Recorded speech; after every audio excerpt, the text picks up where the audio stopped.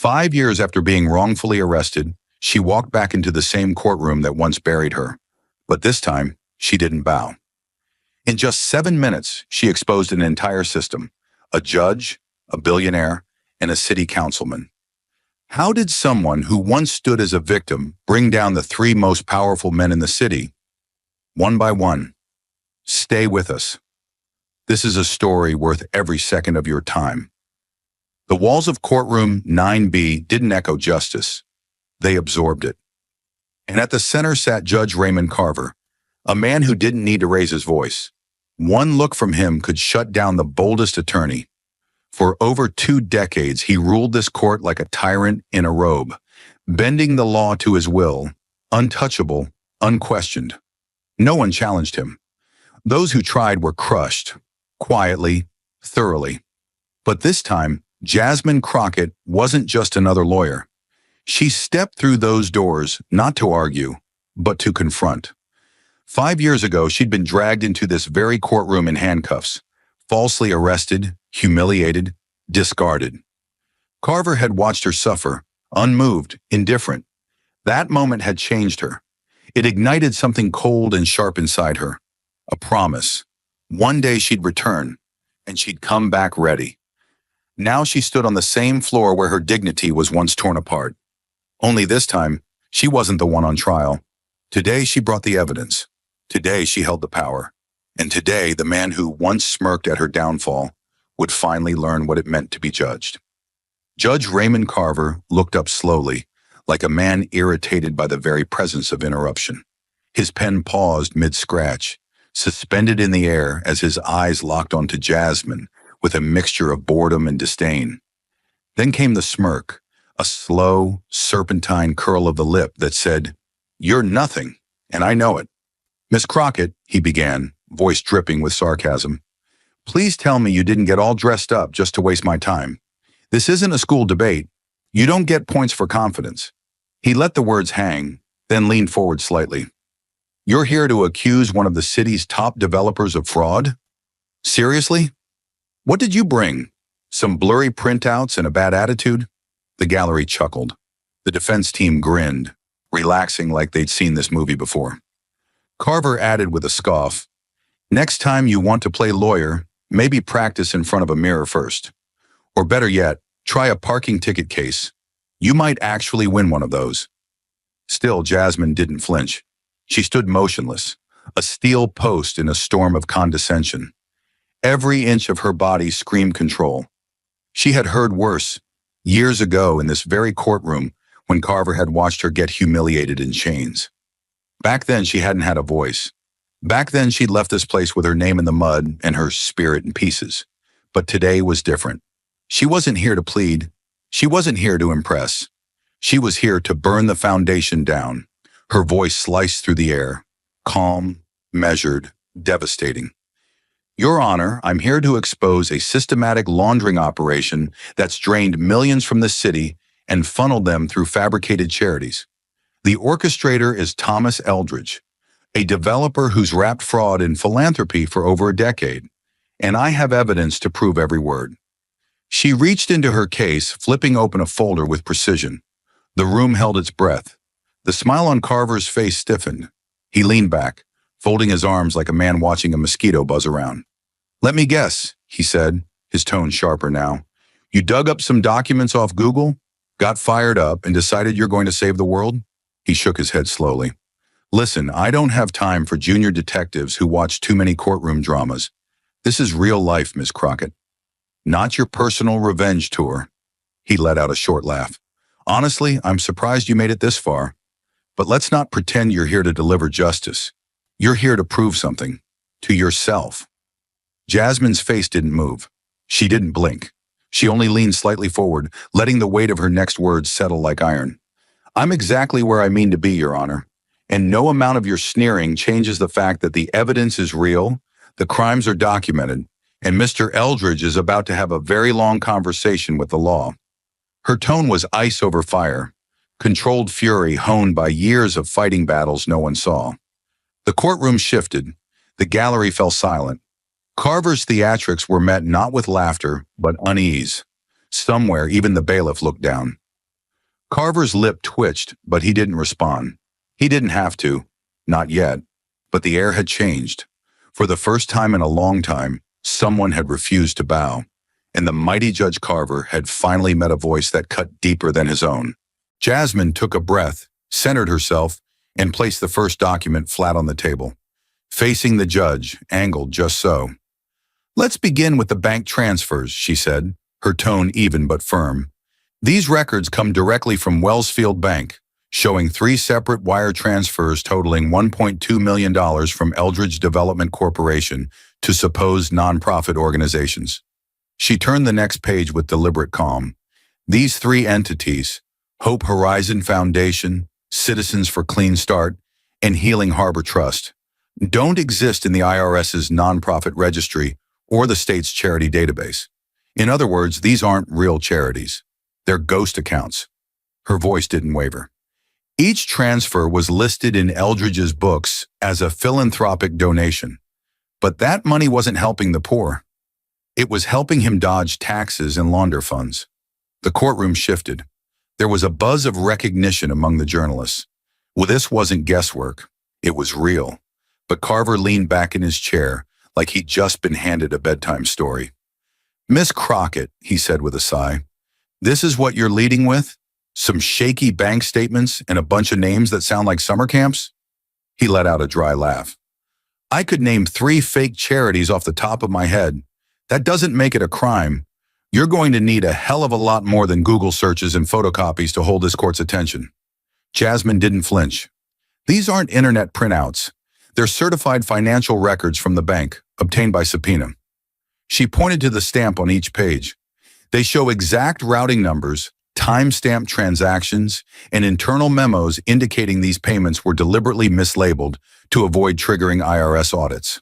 Carver raised a brow and waved a hand like swatting a fly. "Ah, yes, the grand conspiracy theory, a shadowy cabal of nonprofits, forged in the fires of Excel spreadsheets and coffee-stained receipts." He turned to the gallery. "Ladies and gentlemen, I think we've found ourselves the star of next week's courtroom podcast. The curious case of the clueless crusader." The defense team roared with laughter. Jasmine heard it, every snide chuckle, but she refused to let it in. She simply turned to the next document. "Let's talk about the construction permits," she said. "These are fast-track approvals from the city planning department, all processed within 48 hours, unheard of in standard practice." She lifted another page. "Each of these permits bypassed required environmental reviews and community impact assessments, and every one of them ended up directly benefiting Eldridge-owned properties." The courtroom tensed. For a moment, the echo of her words hung over the room like a blade. Carver's expression hardened. "So now you're accusing the entire planning department of corruption?" he snapped. "What's next? Aliens pulling building permits from orbit?"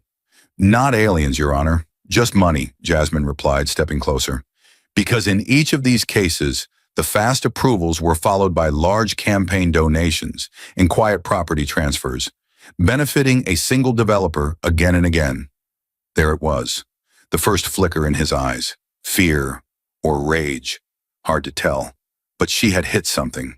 Carver leaned forward, voice sharp. "You're dancing dangerously close to contempt, Ms. Crockett, throwing accusations like spaghetti at the wall, hoping something sticks. I've seen high school debates with more substance." Jasmine ignored him. She pulled out a photo. "This is the registered address of the Hope Horizon Foundation, one of the so-called charities Eldridge used." She held it up. "Taken 3 days ago. It's a fenced-in vacant lot behind an abandoned gas station. No building, no staff, no services." Gasps rippled through the room. The tension was no longer theatrical. It was real. She turned the next page. "And this," she said, lifting a tax filing, "is the foundation's latest financial report. It claims $875,000 in wages for 5 employees. All 5 names trace back to either deceased individuals or identity-masked shell corporations located offshore. One of them, Marion Foxley, has been dead since 1998. The courtroom erupted in whispers and stunned expressions. One reporter stood up mid-note, too shocked to sit. Jasmine kept her focus on the bench. "This isn't speculation, Your Honor. It's fraud. Documented, verified, cross-checked, and notarized. She took a slow step forward, unblinking. And every one of these frauds was enabled by silence, ignored by oversight, and hidden in plain sight for years. Carver's fingers tightened on the edge of his bench. He wasn't smirking anymore. And Jasmine knew. This time he wasn't laughing because this time he was afraid. Jasmine slid her hand across the table, retrieving a folder marked in bold red ink. Internal documents. West Point Zone 14. It was the kind of folder you don't open until you're ready for everything to change. The air in the courtroom had already grown heavy, but now it hung dense, expectant.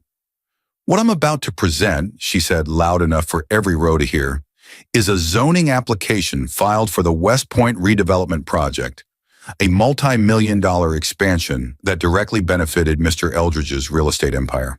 She paused, opened the folder, and carefully removed a single-page approval memo. This document, submitted to the City Planning Office, includes the usual property specs, legal descriptors, tax IDs. But here's what makes it interesting. She stepped forward, placing it on the bench like a warning shot. Down here at the bottom, on the administrative review section, there's a name. Her eyes lifted. Your name, Judge Carver. The room didn't gasp yet. It froze. Total, perfect stillness. Even the reporters who had been whispering into microphones stopped mid-sentence. Jasmine didn't give them time to breathe. You are listed here as an external reviewer, not as a judge presiding over a case, but as someone directly consulted for approval. And this was during the same period Eldridge was under federal investigation for illegal zoning maneuvers and shell donations.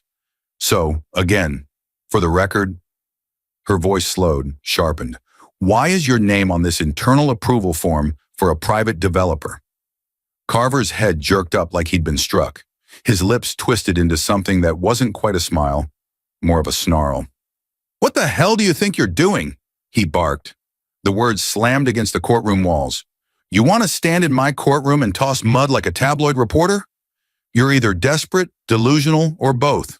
He snatched the document from the bench, scanned it with trembling hands, then slammed it down with a violence that echoed. This is a smear tactic, pure and simple, a pathetic stunt to salvage a failing case. His voice rose, unhinged. Bailiff, remove that from the evidence tray. Now. Jasmine didn't blink. That's a public document, she said evenly, filed under FOIA Code 103-C. I have a certified copy from the planning office, and a digital version with metadata if you'd prefer. Her tone wasn't defiant, it was surgical, the kind of calm that makes angry men more afraid. Would you like me to submit both? Carver's face flushed a deeper shade of red. He slammed the gavel once, then again, harder, faster. You think this is a game? You think you can come in here with a bag of half-baked paperwork and challenge the authority of this bench? He leaned forward, finger stabbing the air like a weapon. You're in contempt. I swear to God, another word, and I will have you removed, disbarred, and blacklisted from every court in this state. You are nothing in this room. But Jasmine stepped forward again, closer to the bench. She didn't raise her voice. She didn't need to. And yet I'm the one holding your name on a government document tied to a known money launderer. She laid down a second sheet. This is a city communications memo between Eldridge's project manager and a contact listed only as RC, referenced as a green light on zoning resistance. She glanced at the judge. Your initials, Judge Carver. Same time frame, same project. The gallery finally erupted. Reporters scrambled to record every word. Phones were raised. The room shook with the shift in momentum, like a tide changing direction mid-storm. Carver stood up, full height, gavel raised like a war club. You arrogant little fraud, he roared. You think you've uncovered some deep state scandal? You're nothing but a mouthpiece for lies and innuendo. I've spent 25 years on this bench, and I won't be dragged down by some overzealous crusader with a grudge and a folder of trash. You spent 25 years making sure no one asked questions? Jasmine snapped back. But today I'm asking them. And the only thing that's trash, she pointed to the document, is the trail of fake charities, forged zoning fast tracks, and backroom deals you helped bury. The courtroom wasn't a courtroom anymore. It was a war zone. Raw, exposed, Carver's hand trembled. The gavel didn't come down. He looked around the room like a drowning man, searching for allies, but even the bailiff had stepped back. Jasmine stepped into the silence. I'm not accusing. I'm showing. I'm not implying. I'm proving. And you can bang your gavel all you want, but the truth is louder now. She tapped the document one final time. So tell me, Your Honor, do you want to answer the question? Or should I let the feds ask it instead? The gavel never fell again, because in that moment, Carver had already lost the room. Carver hadn't said a word in nearly a full minute. His eyes, bloodshot with tension, darted across the room like a man trapped in a burning house, looking for exits, finding none. Jasmine let the pressure build. She didn't need to yell. She didn't need to gloat. The silence was saying enough. Then, without missing a beat, she flipped open a new folder and spoke with calm precision, as if reading the final chapter of a book she already knew the ending to. Let's move to direct testimony, she said, her voice cutting through the room like a scalpel. This is a notarized affidavit from Elena Marcos, former assistant property manager for Eldridge Holdings. She worked at the downtown office for 4 years.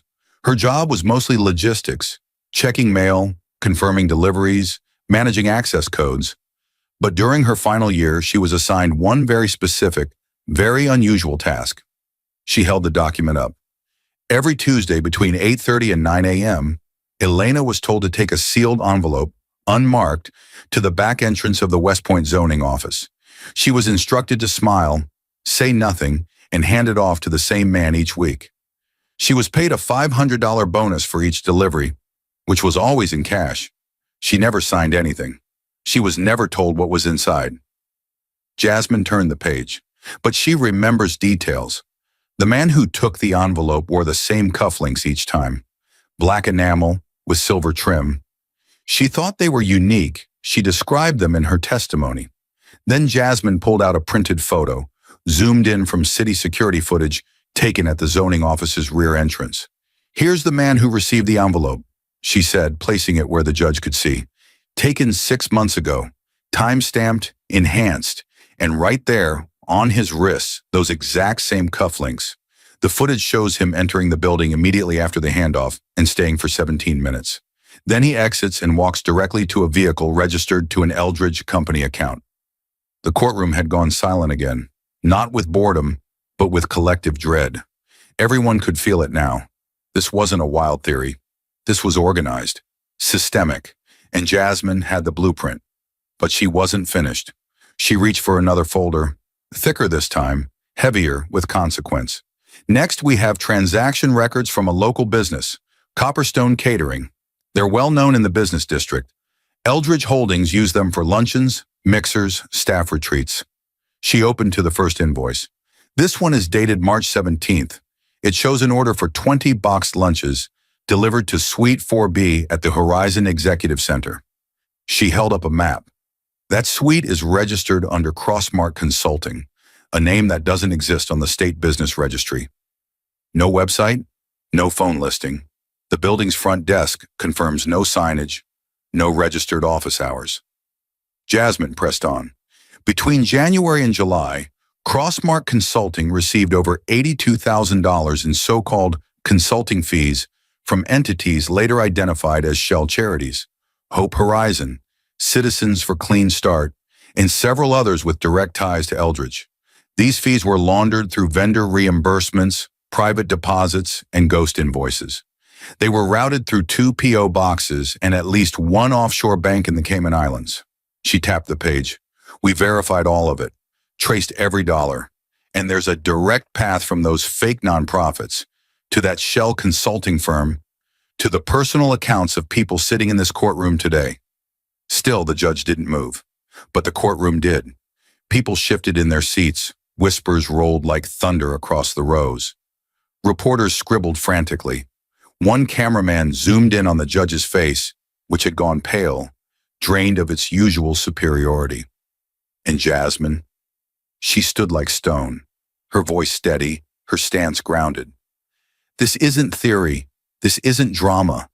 This is the anatomy of a cover operation, piece by piece, person by person, transaction by transaction. All of it designed to hide the truth. She turned the next page. And this, she said, holding up one last statement, is where it ends. A wire confirmation dated April 3rd, $14,500 transferred from Crossmark to a private law firm that later represented Eldridge in a zoning dispute. Paid in full. Labeled as Community Liaison Services. She let that hang in the air, then looked Carver straight in the eyes. Who was that liaison, Your Honor? And why does the money leave Crossmark 2 days after your chambers denied a motion against Eldridge's development permit? Boom. The fuse was lit. The courtroom wasn't silent. It was holding its breath. Every eye was on Jasmine, every camera lens fixed. She reached into her briefcase and drew out a slim black evidence box. There was no flourish, no dramatic glance. Just a quiet, methodical movement, like someone who knew exactly how much damage she was about to unleash. She opened the lid, pulled out a compact digital recorder, and held it up with 2 fingers. Your Honor, she said clearly, her voice controlled like a slow trigger pull. This is a verified audio file collected as part of a sealed federal investigation into corruption within the West Point zoning office. It is accompanied by a forensic report confirming its authenticity, and its chain of custody includes sign-off by federal agents and a federal judge. She turned the device slightly, giving the gallery a clear view. With your permission, I'd like to play it for the court. Carver didn't speak. He didn't nod. He didn't blink, but his hand gripped the arm of his chair just a little tighter. Jasmine pressed play. The room filled with the soft crackle of an ambient recording, background noise, footsteps, the sound of a door shutting. Then, keep it quiet. I'll handle the paperwork. Just make sure Eldridge gets what he needs. It wasn't loud, but it was unmistakable. Judge Raymond Carver's voice. The reaction was instantaneous. One of the jurors actually flinched. A woman in the front row gasped so hard it echoed. The stenographer dropped her fingers from the keys. The press gallery erupted in motion. Reporters scrambling to record, phones raised, mouths moving silently in disbelief. It wasn't just a courtroom anymore. It was a bomb site. Carver stood up so fast his chair nearly tipped. His face had gone from white to blotched red, his eyes wide, unblinking, manic. That is a lie, he shouted, his voice cracking like the floor beneath him. That is an illegal recording. A deep fake. It's been tampered with. He pounded the gavel over and over as if he could break reality into silence. I won't allow this circus, this witch hunt. This courtroom belongs to me. But the power had shifted, and it wasn't going back. Jasmine didn't raise her voice. She didn't need to. Her words landed like hammer blows. The recording was authorized by Federal Warrant 784-C. It was captured through a legal wiretap placed on the offices of Eldridge Holdings during an ongoing financial crimes investigation. The voice print was confirmed by 2 independent analysts. There is no edit, no splice, no AI manipulation. That is your voice, your words, and your implication in a criminal arrangement. Carver's mouth opened, but there was nothing behind it. No clever comeback, no sharp dismissal, only air. She continued. And for those still unsure, I've submitted the full transcript to the court clerk, along with a sworn affidavit from Agent Paul Henders of the FBI, stating that the original audio file was obtained from a secure data node and passed through 3 layers of federal validation. She paused just enough to let the weight settle. This isn't hearsay, Your Honor. It's evidence, and you are not above it. The room didn't breathe. Then Jasmine reached into another folder, this one thinner, but more lethal. But we're not done, because audio is one thing. Paper trails tell the rest. She pulled out a certified transaction log stamped with Belmont National Bank's seal. This document confirms a direct deposit of $200,000 into the personal account of Angela Rivers, your sister-in-law, on March 11th of this year. She turned to the second page. The source of that deposit was a private fund held by a charitable organization controlled by Thomas Eldridge. That fund received expedited tax-exempt status just 5 days before the transfer. The tension shifted again. It wasn't shock anymore. It was anger. The gallery began to murmur. Carver's face drained of color, his mouth twitching like a man trying to speak in a dream he couldn't escape. The reporters were standing now, Phones were live streaming, and somewhere near the back, one juror covered her mouth with both hands. Jasmine walked forward. The transfer was flagged by internal auditors for irregular activity. It was marked consulting fee. But Ms. Rivers has no consulting license, no recorded hours, no signed contract, just a name on a payout after a favor was granted. She dropped the document onto the bench. The sound it made was soft, but it carried the weight of a death sentence. Carver sank into his chair as if gravity had grown cruel. Jasmine stared straight at him, not as a subordinate, not as a lawyer, as a woman who had been humiliated by this very man 5 years earlier, and who now stood over the ruins of his untouchable world. "This court deserves to know who has been speaking from the bench," she said, voice steady, clear. "And today they've heard you, in your own voice, in your own dealings, loud and clear." The gavel sat still, and for the first time in his career, Judge Raymond Carver had nothing left to say. Then it happened. The double doors at the back of the courtroom didn't just open. They exploded inward with a force that silenced everything. No knock, no warning, just the hard clack of leather soles on marble tile and the unmistakable glint of federal authority. 3 agents stormed in, suits sharp, movements tight, their jackets pulled back just enough to reveal holstered weapons and the gold of their badges. The courtroom turned like a wave crashing against itself. Jurors leaning over the box, reporters gasping. One camera nearly dropped to the floor in shock. And at the center of it all, Jasmine stood perfectly still, eyes locked on Carver, her breath calm, her body unmoving, as if she had seen this moment 1,000 times in her mind before it ever came true. The lead agent spoke, his voice cutting through the tension like a blade. "Judge Raymond Carver," he announced slowly, clearly, "you are under arrest for obstruction of justice, conspiracy to commit fraud, bribery, and abuse of judicial authority. Step away from the bench and place your hands where I can see them." His words didn't echo, they hit, like a door slamming shut on a legacy built in shadows. And just like that, the courtroom no longer belonged to Carver. The illusion shattered. For one long, horrifying second, Carver didn't move. He stared down at the agents like they were an illusion, like this couldn't possibly be real. Then he snapped. "No!" he roared, his voice suddenly high-pitched, cracking under the weight of collapse. He surged forward in his chair and slammed both fists on the bench, the gavel flying off and landing in the aisle with a hollow clatter. "This is my courtroom. No one arrests me in my courtroom." The words weren't commands anymore. They were the last gasps of a man drowning in the very authority he once wielded like a weapon. The gallery recoiled. Reporters fumbled with recorders. A juror pressed her hand over her mouth, visibly trembling. The courtroom wasn't watching a judge anymore. They were watching a man unravel. Carver's face turned a deep, blistered red as he pointed toward Jasmine with a shaking hand. "She set me up," he screamed. "She's behind this. This is political. It's all lies." He spun to the jury, to the press, to the agents, his voice spiraling. "I have friends in Washington. You hear me? I'll have every one of you disbarred. I'll—" "Judge Carver," the lead agent interrupted, voice cold and measured. "Do not resist. If you do not comply, we will use force." It was over. The room knew it. Carver tried to step backward toward the side door behind his bench, the same door he used for years to avoid the people he sentenced, the reporters he dodged, the consequences he delayed. But there would be no back exit this time. 2 agents stepped in, moving with precision. No struggle, no yelling. They flanked him like they had rehearsed it. One grabbed his wrist, the other guided his arm back, slow, deliberate. The sound of the cuffs clicking closed echoed through the chamber like thunder. Click, click, done.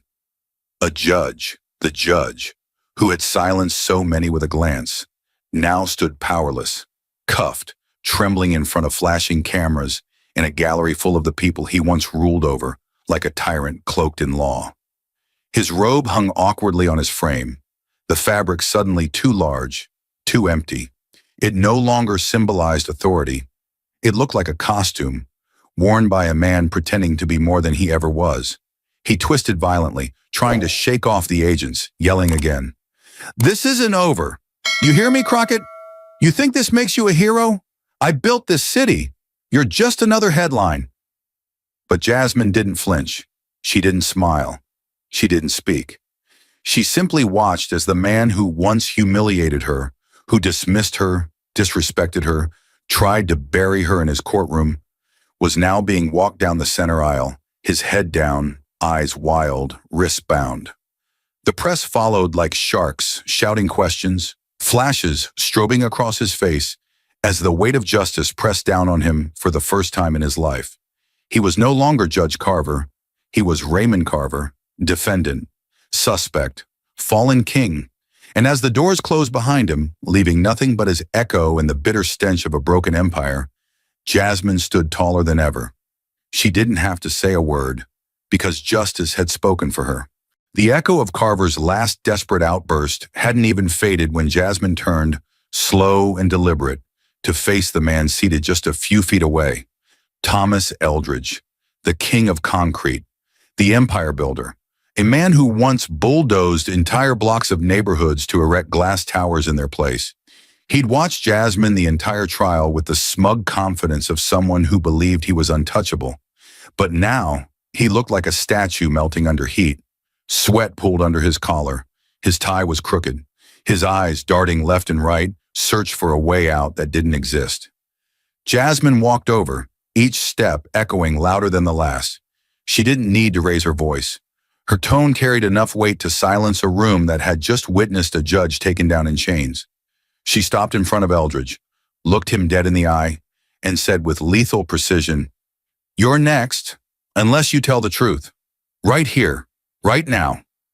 The words hit harder than any piece of evidence, because for the first time, Eldridge realized what Jasmine already knew. This wasn't just about bad deals and dirty money. This was about legacy, about survival, and his was about to burn. Eldridge tried to speak, but the words clung to his throat. His mouth moved, but no sound came. Finally, he swallowed hard and shook his head, trembling. "If I talk," he whispered, barely audible, "I'll be dead before the ink dries. You don't understand. I wasn't running the show." Jasmine didn't blink. "Then tell me who was."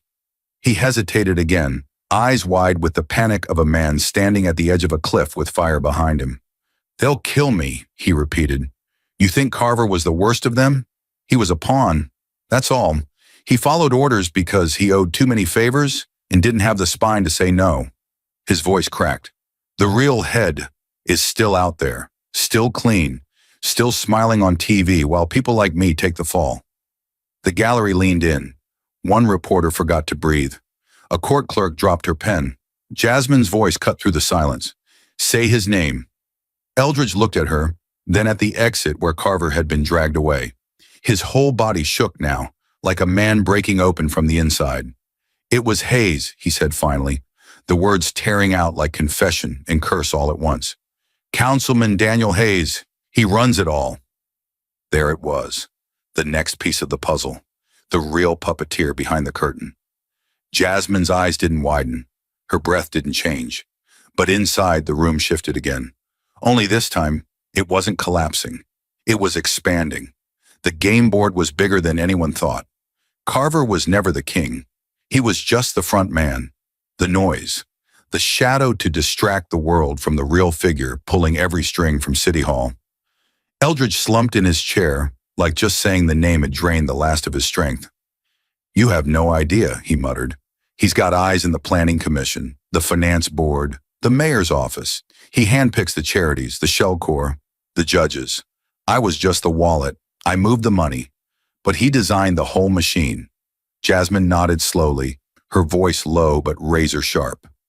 "And now you're going to help dismantle it." Eldridge looked like he was going to vomit. "If I talk, I'll end up in a ditch." He looked around, desperate. "I need protection. Federal custody. I'll give you files, emails, voice messages, but I want full immunity and witness relocation." "You're not negotiating," Jasmine replied coldly. "You're surviving, and right now, survival starts by proving you're more useful alive than buried in a scandal." She pulled out her phone and dialed a number. Agent Henders, I've got your next witness and your next target. The agents at the back of the courtroom stepped forward as Jasmine flipped open the final file in her briefcase. It was thick, too thick for just one man's crime. The folder was labeled Hayes Operations, Confidential. She had already been building this case. Carver had been the door, Eldridge the key. But Hayes? Hayes was the fortress, and she was just getting started. Eldridge sank deeper into his chair. The weight of what he had done and what he had just unleashed hung around him like chains. But he didn't resist. He didn't deny. Because he knew there was nowhere left to hide. The courtroom slowly began to stir again, like it had just come out of a trance. Reporters whispering to producers, officers talking into radios. But all of it was background noise to Jasmine, who stood at the center of it all, unshaken. She had come to fight a case. Now she had uncovered a war. She looked down at Eldridge one last time. The truth was never going to set you free, she said quietly, but it might buy you a seat on the right side of history. And then she turned toward the cameras, toward the press, toward the city that had ignored this corruption for far too long. The wheels were already in motion. The headlines were being typed. But Jasmine wasn't finished. Councilman Hayes was next. And this time, he wouldn't see her coming. Night had already blanketed the city by the time Jasmine arrived at Eldridge's downtown office. But inside the federal SUV, no one was thinking about the hour. She sat in the back seat, silent, her eyes scanning the windows of the looming Horizon Tower. It was sleek, steel glass, and arrogant, just like the man who built it. But behind that polished exterior was the vault.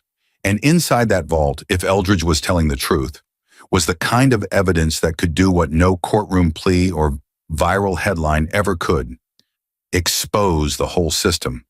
The agents moved with urgency, securing the perimeter, flashing IDs at the sleepy overnight security guard who barely had time to ask questions. Jasmine led the way toward the elevator, clutching the code that Eldridge had whispered like a deathbed confession: 381592. The 20th floor was too quiet, too polished, a vacuum of guilt pretending to be professionalism. The hallway lights flickered to life as motion sensors activated, casting long shadows over marble tiles. Jasmine's heels clicked sharply, each step steady, purposeful. They reached the main office, a sprawling suite built like a throne room, floor-to-ceiling windows, $10,000 leather chairs, glass partitions that couldn't hide the rot within. There, one agent said, pointing to a framed photo of Eldridge and Councilman Hayes shaking hands at a ribbon-cutting ceremony. Behind it, exactly as Eldridge had described, was the safe. Matte gray, heavy, mechanical. Jasmine exhaled once, centered herself, and began turning the dial. 3 dots, 8 1 dot, dot dot 592. She paused, then pulled the handle. The safe door opened with a soft hiss, like the vault itself had been holding its breath. Inside was no cash, no gold bars, just stacks of files, an unmarked USB drive, and a sealed envelope thick with weight and time. Jasmine reached in carefully, lifting out the contents one by one. The top file was labeled Hayes, Phase 3 Expansion. Inside were printed blueprints of development zones flagged for accelerated approval, all signed by mid-level city planners, names Jasmine recognized. Attached to one blueprint was a sticky note: "Get Carver to sign off next week. Hayes wants it buried fast." Her fingers gripped tighter. This wasn't speculation. This wasn't gossip. These were instructions. A step-by-step guide to corruption, typed and time-stamped. Next came the USB. Jasmine passed it to one of the agents, who plugged it into a secure laptop. The screen lit up, displaying a folder structure so detailed it looked like an internal server. Decades of records, wire transfer logs, coded communications between shell companies, and a digital memo marked "Confidential, Internal Use Only." She opened it. The first email read like a confession. Body: Carver handled the zoning issue. Expect funds to clear by next Friday. Use account ending in 9187. Make sure Elena doesn't talk. Jasmine blinked once, letting the nausea pass. There it was, plain as day. Carver, Hayes, money, threats, buried lives. This was never just one case, she murmured. This was an industry. She clicked into the next folder, labeled Judicial Assets. There, lined up like trading cards, were profiles of officials, judges, council members, planning directors, each with a column of coded entries. Jasmine recognized most of the names. Under Carver's file, one entry stood out: 3 expedited permits, 2 sealed motions suppressed, 1 dissent silenced, $200,000 disbursed. Her breath caught, silenced. What did that mean? She opened the sealed envelope last. Inside were printed emails, hand-marked with red pen. One of them bore the city seal. It was a memo from Councilman Hayes himself, on official letterhead. The language was clinical, cold, and explosive. We can't afford public resistance on the West Point project. Find a sympathetic judge. Carver will do if he gets the reassignment. Remind him where the checks come from. Below that, in handwriting, if Crockett shows up again, shut her down. Quietly, the room went still. An agent looked up, his face pale. They tried to take you out of this before it started. Jasmine didn't look away from the page. They tried 5 years ago. They failed. Her voice was calm, not because she wasn't angry, but because she had finally confirmed what she always suspected. This system wasn't broken. It was rigged. Outside the office, lights from downtown flickered like camera flashes. But inside, Jasmine was building something far more dangerous than headlines. She was assembling the bones of a machine that had quietly fed on the city for years. And now she had names, she had files, she had proof. An agent leaned over the laptop. This is enough to indict half the zoning board, 3 judges, and at least a dozen donors, he said. With this and Eldridge's cooperation, we'll have a clean shot at Hayes. He paused. But he's smart, paranoid. He'll know we're coming. Jasmine nodded slowly. Then we don't come quietly. She looked back at the safe, at the documents, the emails, the silent testimony of years of theft disguised as policy. These weren't just papers. They were the receipts of betrayal, of communities displaced, voices silenced, futures sold off for bonuses and backdoor deals. And now, they were hers. Jasmine closed the folder, tucked it under her arm, and turned to the agents. Get me a full warrant, every office Hayes has touched, every consultant, every fund, every committee. I want to know what he's planning next before he even wakes up tomorrow. She looked one agent in the eye. If he gets ahead of this, we lose everything. As they left the office, the corridor behind them now dark again, Jasmine knew this wasn't the end. It was the beginning of the real war. Because Carver was just a symptom. Eldridge was just the delivery system. But Hayes was the disease, and Jasmine had just found the cure. The message came at 11:42 p.m. One line, no signature. Midnight, Pier 17, bring the rest. It was from one of Hayes' burner accounts, forwarded from a flagged IP address inside City Hall. FBI analysts decoded it within minutes. Jasmine didn't need translation. She knew exactly what it meant. Hayes was scared. He'd realized the walls were closing in, and now, like every guilty man with too much to lose, he was about to make his final move. Not a press conference. Not a backdoor negotiation. He was going to erase it all. Files, documents, records, and the man who kept it clean for him. The cleaner, the one Eldridge only dared to whisper about. Jasmine stared at the message for a full second before speaking. He's going to burn the evidence, she said. We're not going to let him. By 11:50, a full tactical team was mobilized. Unmarked vans rolled out like quiet thunder, headlights off, radios low. Jasmine rode in the lead SUV, eyes scanning the coastline as the industrial docks came into view.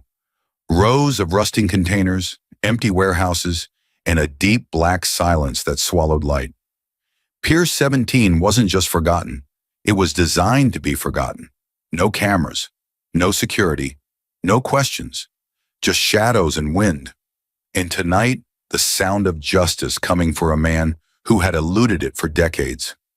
They positioned early, agents fanned out, taking cover behind crates, vehicles, and the massive iron skeletons of dormant cranes. The dock reeked of salt, rust, and something older, corruption. Jasmine stood behind a loading platform, radio in hand, body still. The clock ticked.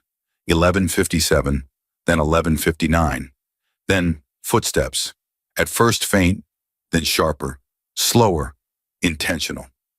A black Mercedes rolled onto the dock, headlights cutting through the dark like blades. The car stopped 20 feet from the water. The driver's door opened, and out stepped Councilman Daniel Hayes, dressed in a dark trench coat, briefcase in hand, no tie, no entourage. Just one man carrying a lifetime of secrets in a leather case. He scanned the area cautiously, clearly trying to spot anyone who didn't belong. Then he walked slowly toward the end of the pier. Another figure emerged from the shadows, a man in gray, tall, wiry, gloved. The cleaner. They met under the only dock light still working, their silhouettes distorted by the fog curling in from the bay. Jasmine watched through binoculars. The agent beside her whispered, "We wait for the handoff, then we move." Hayes opened the briefcase. Inside, files, hard drives, 2 sealed envelopes marked confidential, and 1 black USB stick with a red sticker. The cleaner reached for the documents, and then everything lit up. Blinding floodlights exploded to life from every angle, slicing through the night and painting the pier in harsh white. "FBI, drop everything and put your hands in the air." The command came over bullhorns. Instantly, agents surged from every hiding place, boots slamming on steel, rifles drawn, laser sights dancing across the darkness. Hayes staggered back, the briefcase slipping from his grip, scattering documents across the wet concrete like ash from a fire. He ran, not toward the car, but away, into the maze of shipping containers, slipping through the cracks like a rat. "Target on foot," someone shouted. Jasmine was already moving, weaving through agents, her coat flaring behind her. The cleaner dropped to the ground, hands up. He didn't even try. Hayes, however, still thought he could outrun judgment, but judgment was faster. 2 agents flanked left. Another cut across the yard.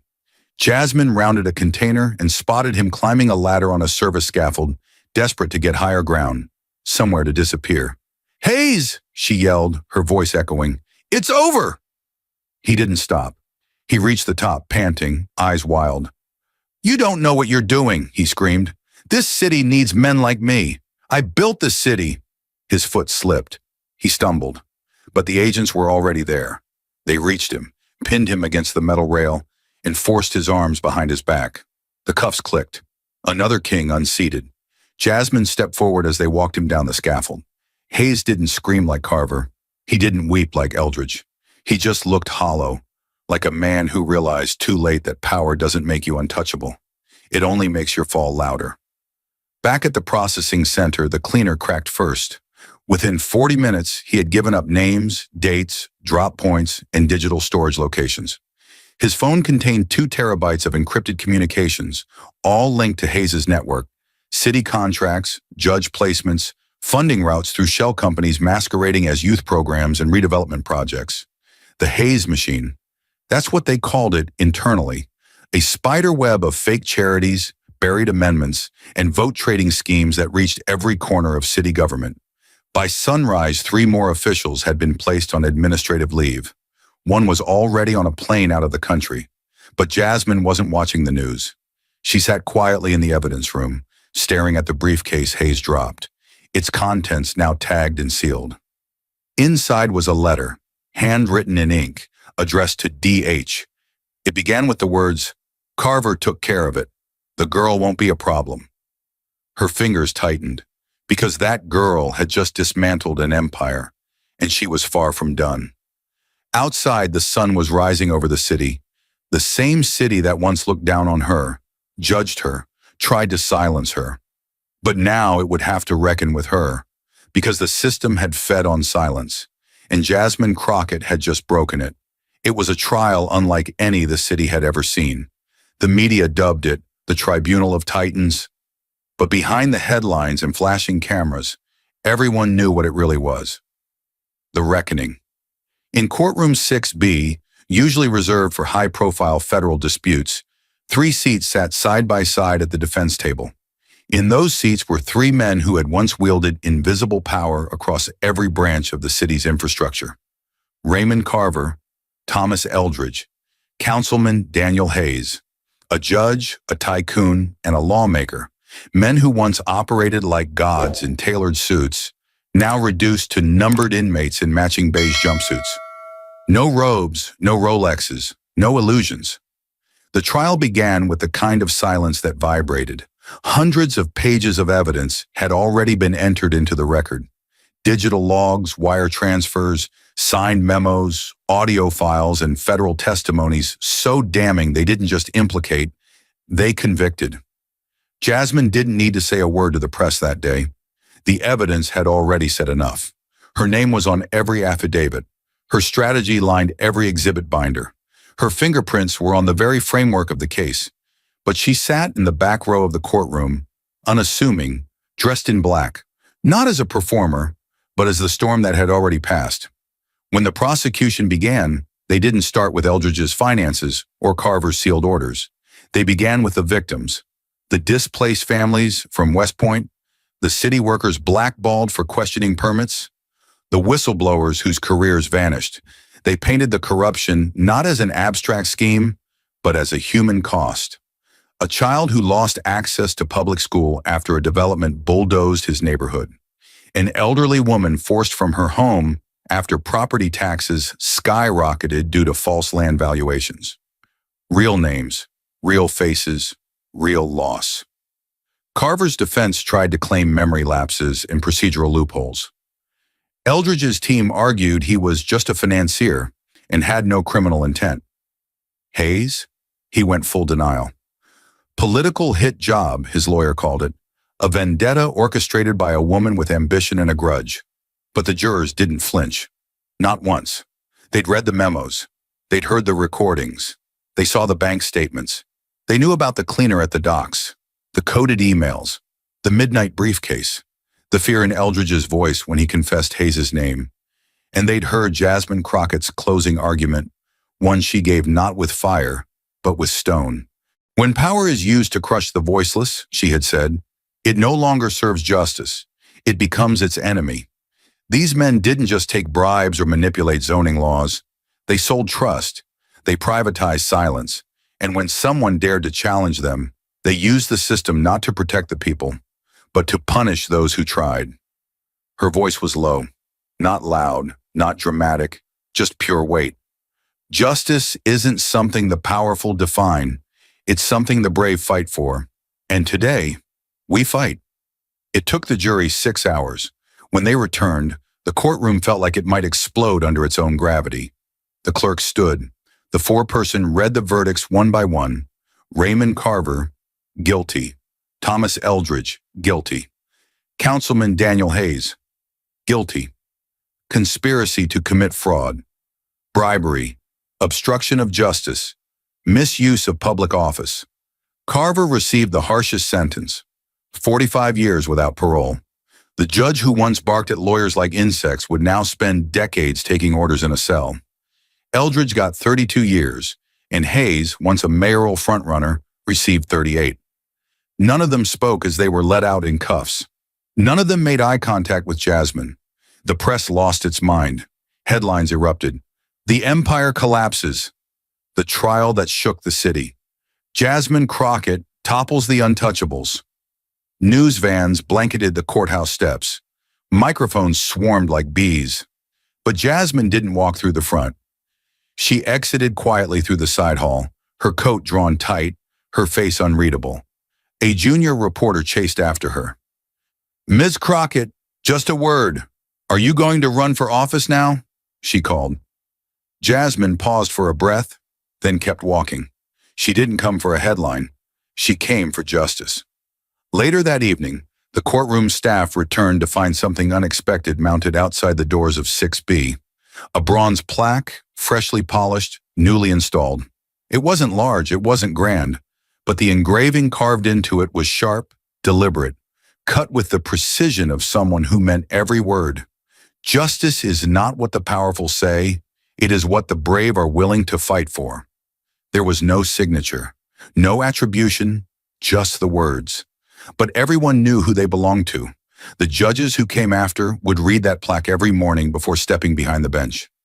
Lawyers would run their fingers across it for courage before opening difficult cases.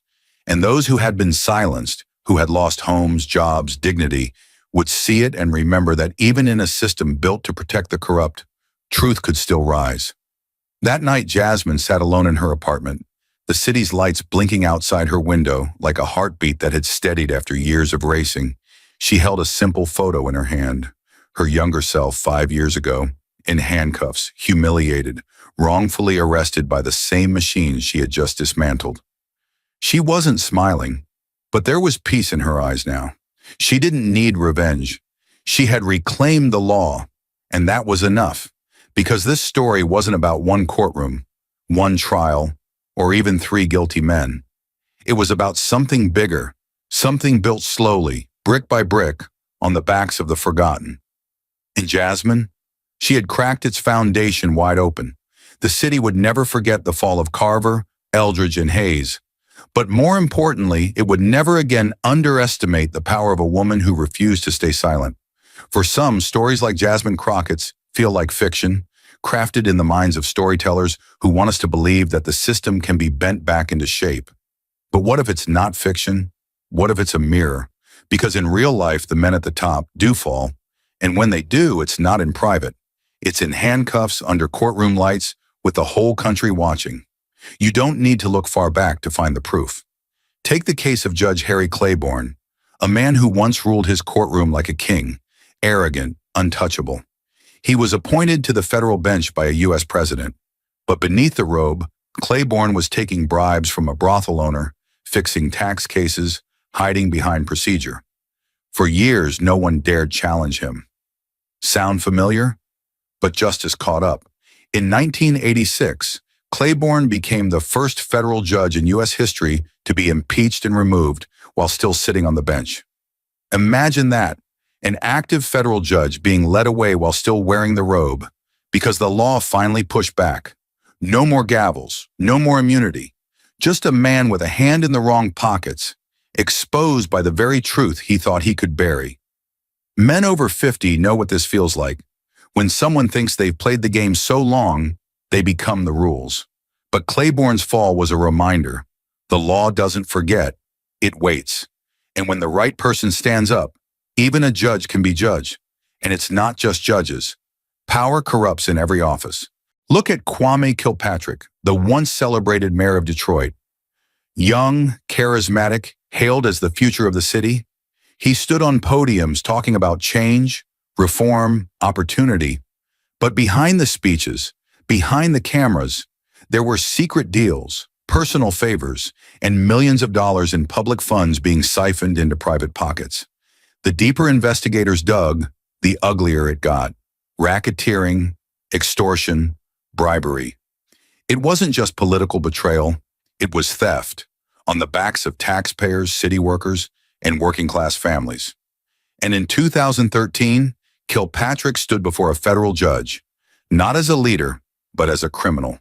28 years in prison. No applause, no spin. Just a cold verdict and the clang of justice locking shut. That's the sound many men know well. The moment when talk no longer matters. When the handshake deals and backroom whispers get pulled into the light. What Kilpatrick learned too late is what many already understand. True leadership isn't about being untouchable, it's about being accountable. So no, this story you followed isn't fantasy. It's a warning. It's a reminder that corruption, no matter how dressed up in legalese or political polish, always rots from the inside. And the people who dare to face it, people like Jasmine, or the real agents and attorneys who fight behind the scenes, aren't chasing fairy tales. They're chasing justice with grit, sacrifice, and steel in their spine. And if you've ever looked around and wondered, is anyone even watching the watchers? This story is your answer. Yes, someone is.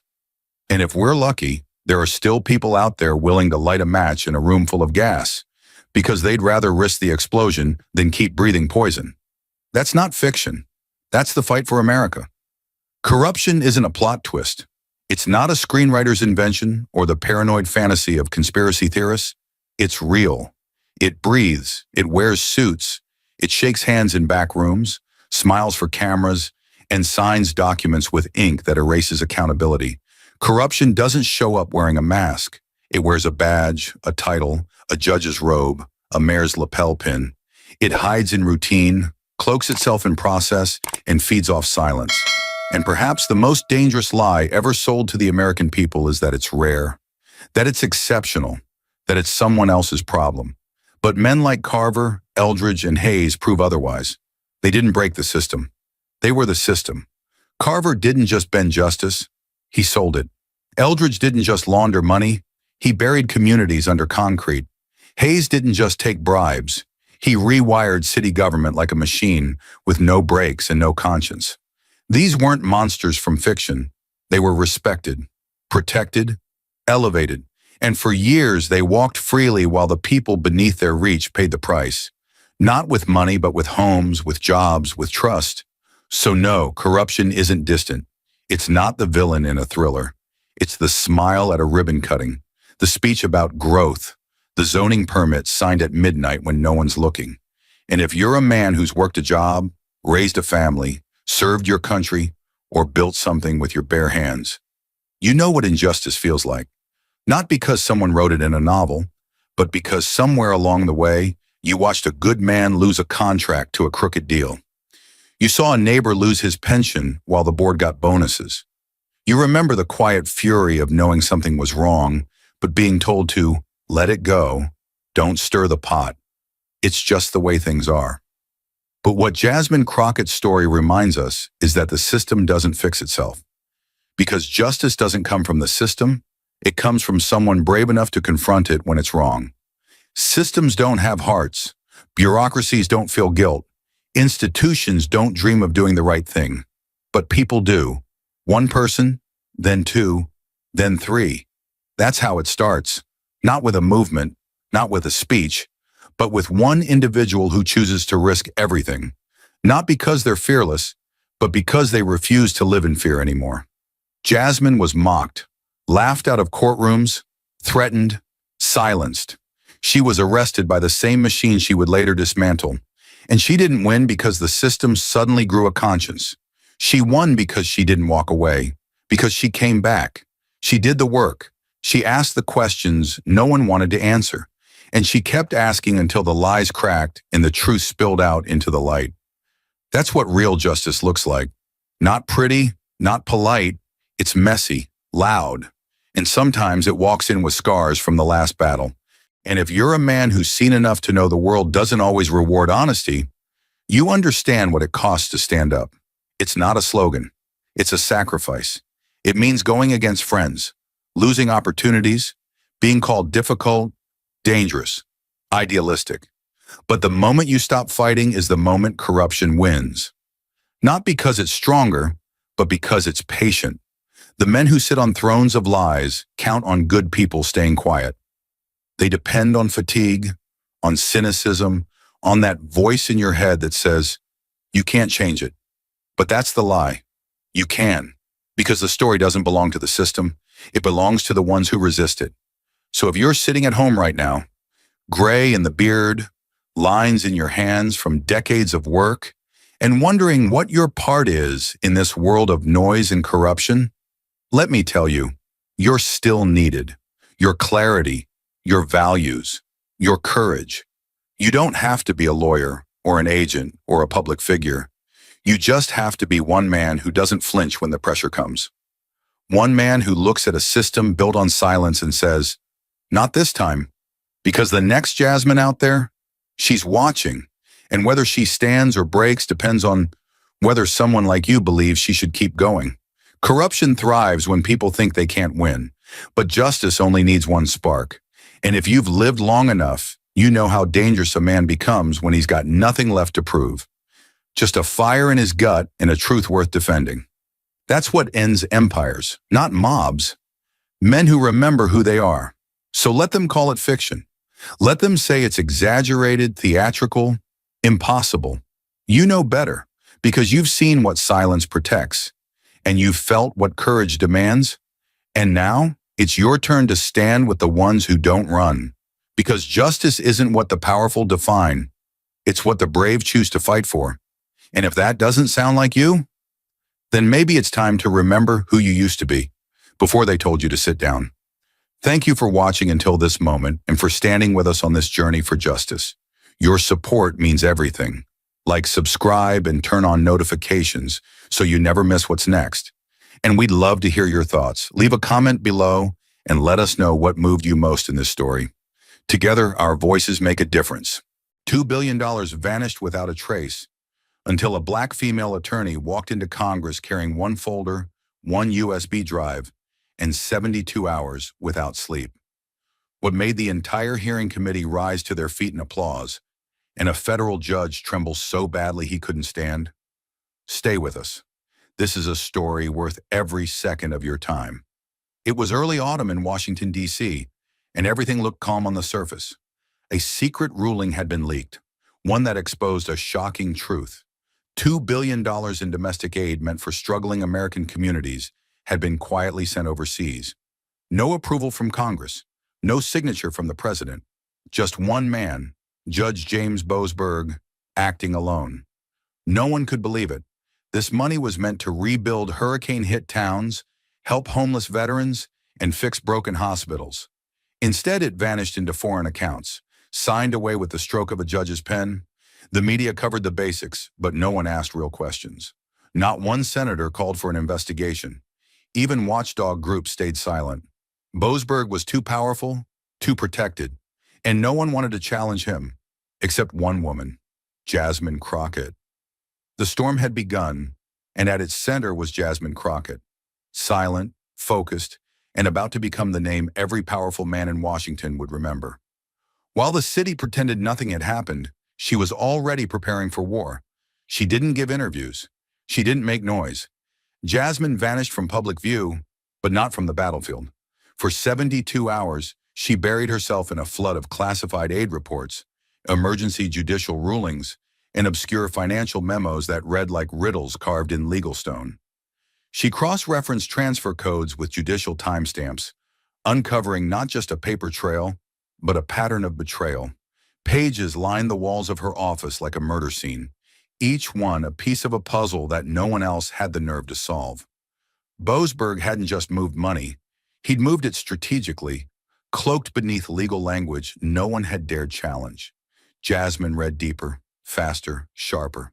She didn't sleep. She barely ate.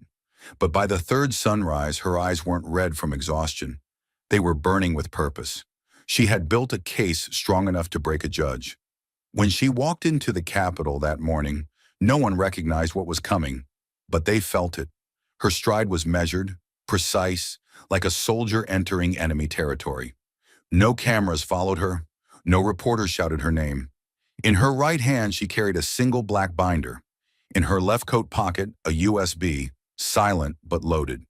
The guards let her pass without question, sensing something in her silence they couldn't explain. She didn't speak to anyone, didn't pause for greetings. She moved like someone who had already won, because she knew what the others didn't. The truth was no longer on Boasberg's side. The chamber was quiet when she arrived. Lawmakers whispered behind folders, pretending not to look. Jasmine sat down, slowly placed the binder on the table, and waited. Every move was deliberate, calculated. The room seemed colder, tighter. Even the sound of the chair's gavel felt hollow as the session opened. When Jasmine stood, her presence alone silenced the room. She didn't glance at the cameras. She didn't clear her throat. She looked dead ahead with eyes like tempered steel and said, in a voice that cut through the silence like a blade, "I didn't come here to talk. I came here to end this." She didn't ease into it. She didn't ask politely. Jasmine Crockett pointed across the chamber like a prosecutor delivering the final blow, and locked eyes with the man seated in judicial confidence behind polished oak and layers of arrogance. "Do you believe," she said, her voice cutting through the air like a blade through silk, "that you have the authority to overrule the President of the United States?" The room froze. Even the hum of the central air seemed to stop. Judge James Boasberg didn't flinch. He leaned back slightly, resting one arm across the bench, and smirked, a smirk practiced over years of unchecked power. "I acted," he said coolly, "within the law. But Jasmine wasn't here to dance with words or chase logic down rabbit holes.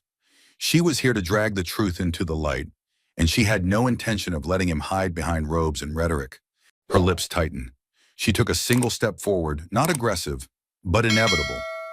The law, she repeated, her tone low and dangerous.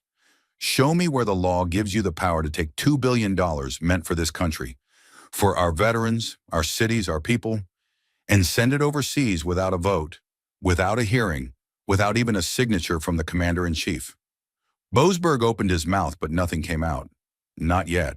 Jasmine pressed forward, one sentence at a time, each word landing like a verdict. You used an emergency provision written for wartime sabotage to reallocate humanitarian aid. You redefined judicial discretion to mean unchecked dominion. You made a ruling behind closed doors and never thought you'd have to explain it. Her voice rose, not in volume, but in weight. That's not justice. That's not law.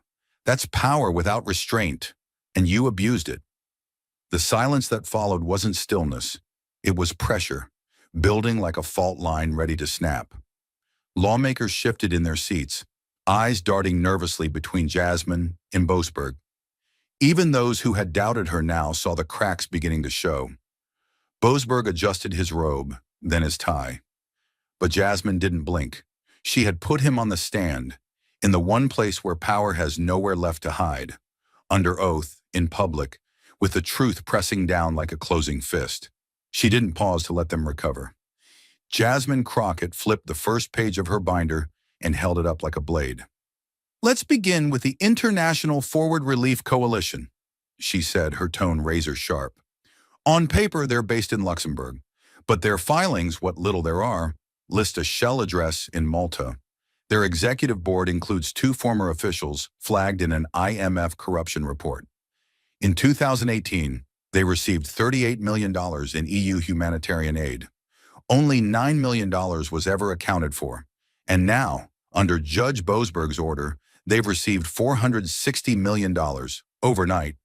She slammed the document on the table. And no one reviewed it. No one audited it. No one even asked where it went. Then came Unity Aid Foundation. Jasmine turned to page 2. Registered in Cyprus, their operational headquarters, a converted apartment in Bucharest with no full-time staff and a disconnected phone line. She looked up. They received $280 million.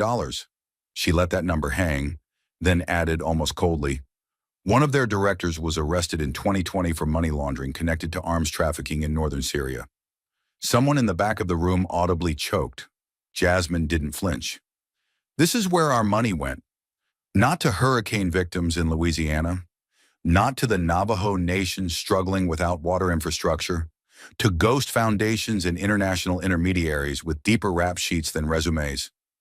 She moved to the third document, the Eastern Human Trust. On paper, it's a humanitarian outreach initiative, but their last known report, filed 6 years ago, was a single-page budget request with no breakdown of activity, no receipts, and no verification of field operations. And yet, she turned toward the committee, they were wired $510 million, $500 million, signed off by one man, without a single public hearing. The room had shifted. Eyes that had been skeptical were now wide open. Staffers whispered. One senator leaned forward, gripping his pen like it was a lifeline. Jasmine kept going. She was in full control now, not of emotion, but of undeniable fact. She pulled up Document 4, World Recovery Front. Currently under active investigation by Interpol, she stated, not only for financial irregularities, but for their suspected role in funneling resources to armed groups in West Africa. The only reason they haven't been formally indicted is because their structure is so complex. Even the Swiss regulators can't follow the money trail. Her voice sharpened.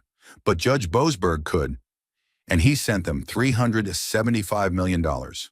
She was now holding the final page. And lastly, the HELP network, she said almost with bitter irony, supposedly a child nutrition NGO based out of Geneva. But in 2021, they were found to have inflated refugee population reports by over 60%, misappropriating funds and falsifying field reports. Not only did the UN sever ties, but they were disqualified from every major aid program in Europe. And yet this court, she turned sharply toward Boasberg, wired them $420 million in the name of justice.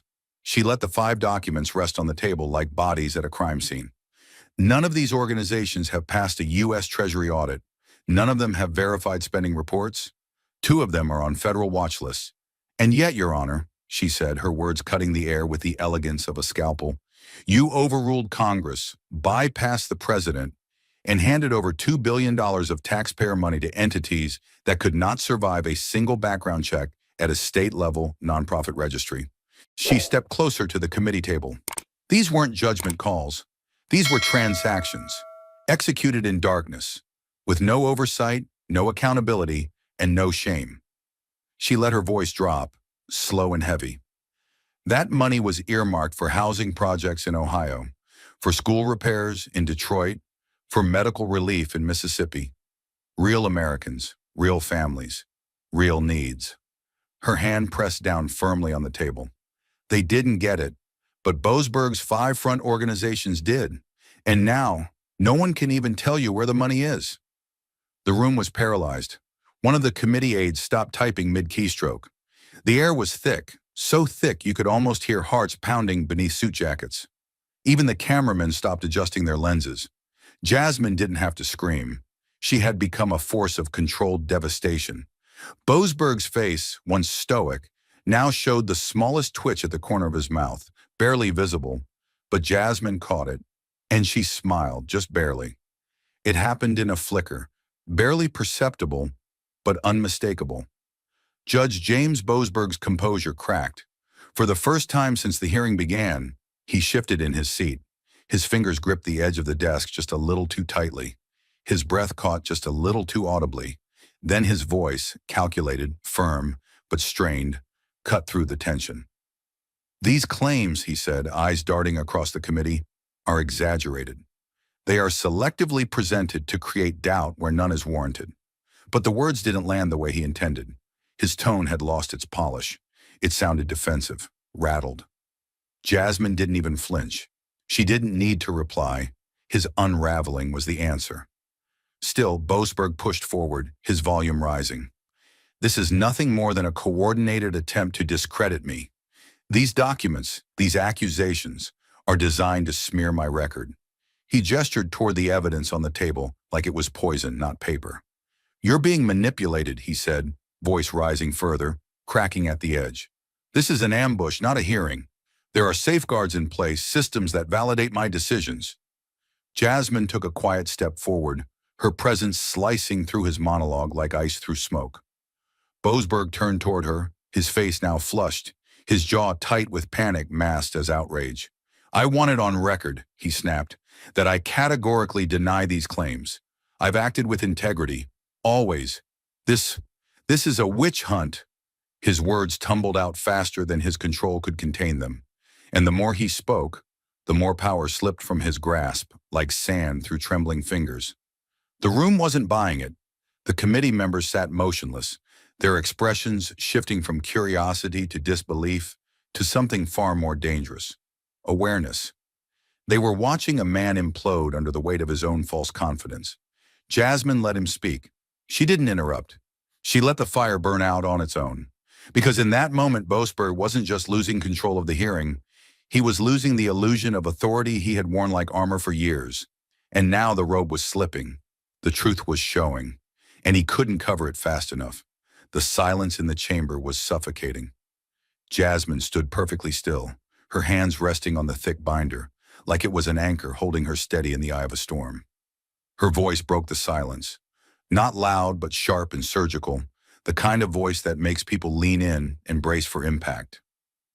$2 billion, she said slowly, her eyes never leaving Judge Boasberg, could have rebuilt every school torn apart by hurricanes from Louisiana to Puerto Rico. Her tone darkened. It could have housed veterans sleeping on concrete floors beneath bridges in Baltimore, in Phoenix, in Des Moines. She took a step forward. It could have repaired the black mold-infested walls of children's hospitals in Detroit. She didn't blink. But instead, you sent it to people who don't even know what America looks like. People who've never bled for this flag. People who see our pain as a line item and our democracy as a loophole. The words didn't just sting. They struck. Then she moved. Jasmine grabbed the binder and slammed it onto the desk with a sound that echoed like a gavel falling from the heavens. Papers jumped. Lawmakers flinched. Boasberg's head jerked slightly, caught off guard not by the volume, but by the finality. Justice, she said, her voice cold as steel, is not a robe. It is responsibility. She stared straight through him. You don't get to hide behind tradition while bleeding this country dry from the bench. You don't get to wear the symbol of justice while betraying the very people it's supposed to protect. Her hands pressed into the binder, as if holding back the fire she refused to unleash in rage. That robe doesn't make you immune, she said. It makes you accountable. Judge Boasberg didn't respond. His mouth was closed, his eyes locked on the edge of the desk. But his hands, they were shaking. Barely, subtly, but unmistakably. The man who moments ago had wielded the weight of judicial authority now sat still, flushed and small beneath the weight of truth. Jasmine didn't gloat. She didn't need to. The cracks had started to show, not in marble, not in wood, but in the fragile armor Boasberg had built from years of silence, privilege, and unchecked power. And now, piece by piece, that armor was crumbling. But truth alone wasn't enough. Not this time. Jasmine wasn't just here to reveal injustice. She was here to expose the engine behind it, to show that what Boasberg had done wasn't merely immoral, it was profitable. She struck with precision. No theatrics, no build-up, just cold, irrefutable truth. Jasmine reached into her binder and removed a final envelope, slimmer than the rest, but far deadlier. This, she said, unfolding the contents with calm authority, is a registered trust account located in the Cayman Islands, titled under Daniel T. Boasberg, the nephew of Judge James Boasberg. Her voice echoed through the chamber like a verdict. The trust was opened 91 days after your sealed ruling redirected $2 billion in aid funds. She raised her eyes. And 21 days after that, it received a deposit of $12 million? She let the words hang like a guillotine above the room. The source of that deposit? One of the international aid groups your ruling directly benefited to the tune of $400 million. The transaction was disguised, routed through a Swiss intermediary, and processed under a shell name, Eastlight Global Services. But we traced it.